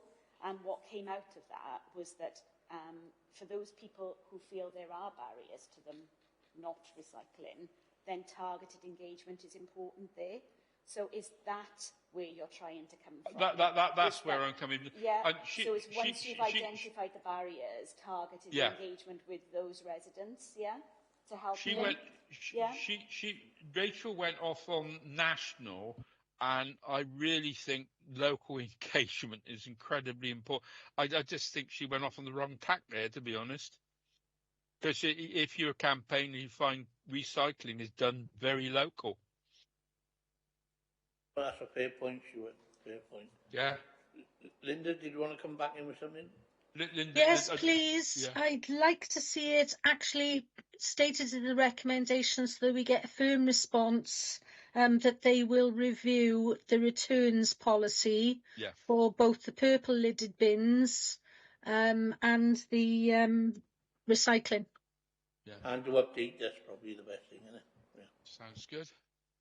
It needs to be stated because 6 weeks without a return for a bin would be huge. You're saying it too quick. Kath can't write it quick enough.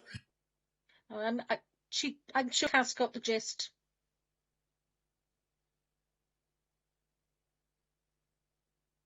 Have we got enough there, Kath? I think so. You run out of a pen. I don't know. When we do the healthier communities, we can have a huge amount. Okay, can't yes. we? I think we do, Councillor Ashley. I've covered the things that we've just discussed. So we'll look at 1, 2, 3, 4, 5, 6, 7, 8 recommendations. That sounds good. Have we answered the questions, the next one? Well, they That's a weren't good point, questions. Stuart. They were just areas that the report authors wanted you to consider. So do you want me to go through the recommendations a final time to check that you're happy with them? If we would, please, Chair. Okay. So, and obviously, as always, I'll write these up tidily. I'll send them to you all for you to approve before they get sent any further, in the same way as I always do. So I'd like to see a clear plan of how the consultation will be carried out so that it's clear for all, and that's members and residents. Need to be able to share with the public information as part of the consultation that provides data gathered to back up why these changes are required and how they will work, such as evidence from other local authorities. Officers should take into account the large volume of feedback from residents as part of the consultation exercise and not just take the responses from formal consultation, and this needs to be taken on board in the future. I need to look into how we manage replacement receptacles, look to increase community hubs where black boxes are available, and look to police the allocation of those. Can we just, all receptacles, it's only the purple liddeds at the moment that they're delivering in the green bins, but the food bags, the nappy sacks, everything's via the hubs. Yeah, let me write that down. Sorry. Thank you, Kath. Yeah, good point. Okay. More research needs to be taken into other local authorities who are higher performing than us to ascertain whether or not they're using enforcement to increase recycling. Yeah. And then something which I'll put together around improving our communication to residents so that they're aware of things such as the household waste recycling times, etc. And then this is what I was trying to keep up while you were still talking, so I will write it out tidily, but for the time being, targeted engagement is required to all of those who feel there are barriers towards them engaging and recycling. And participation. And then the final one is to receive clarification that the returns policy on mist bins will be reviewed.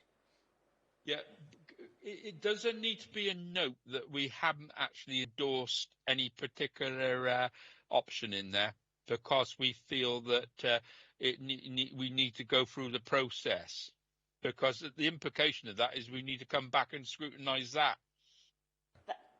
That's not in the timeline in the report for re-scrutinisation, and again I bring to your attention the fact that you didn't ask any questions around the options.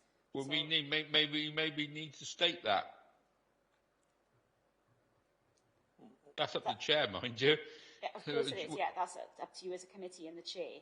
But you need to be careful to say that you're not endorsing, because that could sound like you're not agreeing.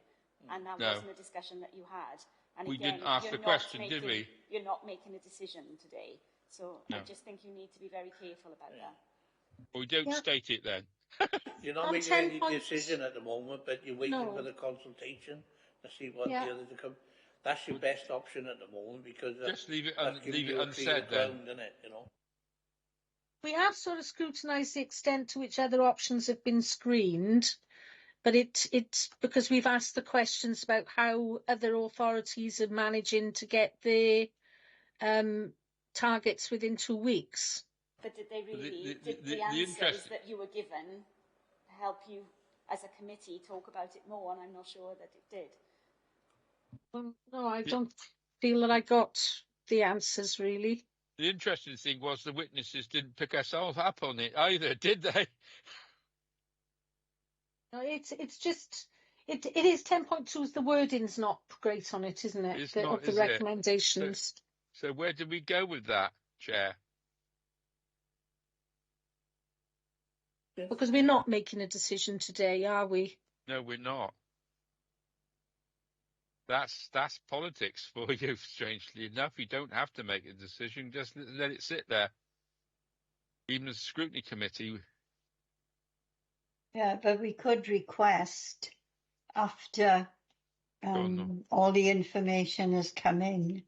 Can it come back to this committee, please, that we could, I can't, we could request that. I don't see anything wrong in that.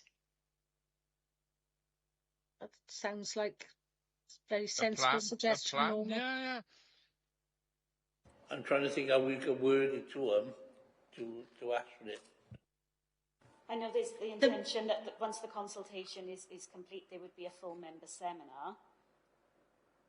That we feel it may be helpful for further scrutiny. How that's carried out is the question. We're not dictating how it's carried out, but that we feel that further scrutiny would be helpful as the plan progresses. This was prior only to a decision. This is only 2 hours, wasn't it? It's a heck of a big ask. Yeah. So it may be that done through a members' seminar, or it could go to another committee, or because it's difficult when we plan a year ahead for scrutiny. And this is a decision that's it's just come out of the blue, really. We weren't expecting this within our scrutiny basket, were we? Members, this was one of the items that you chose in visioning. This has always been in your basket. Yeah, I didn't realise it was going to be changing the policy to such an extent. It was more we were looking at it. Yeah, yes, you're Perhaps right. that's just yeah.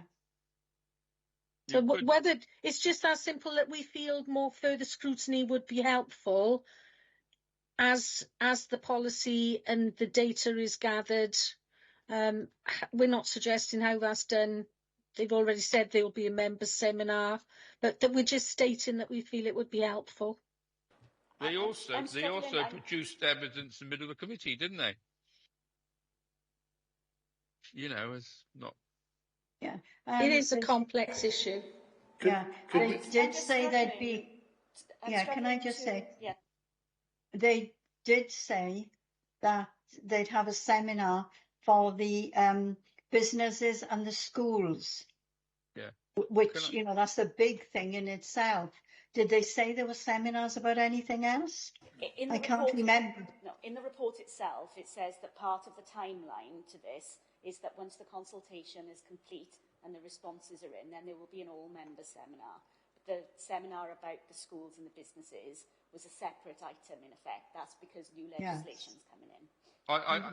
Kath, I got my hand up now formally.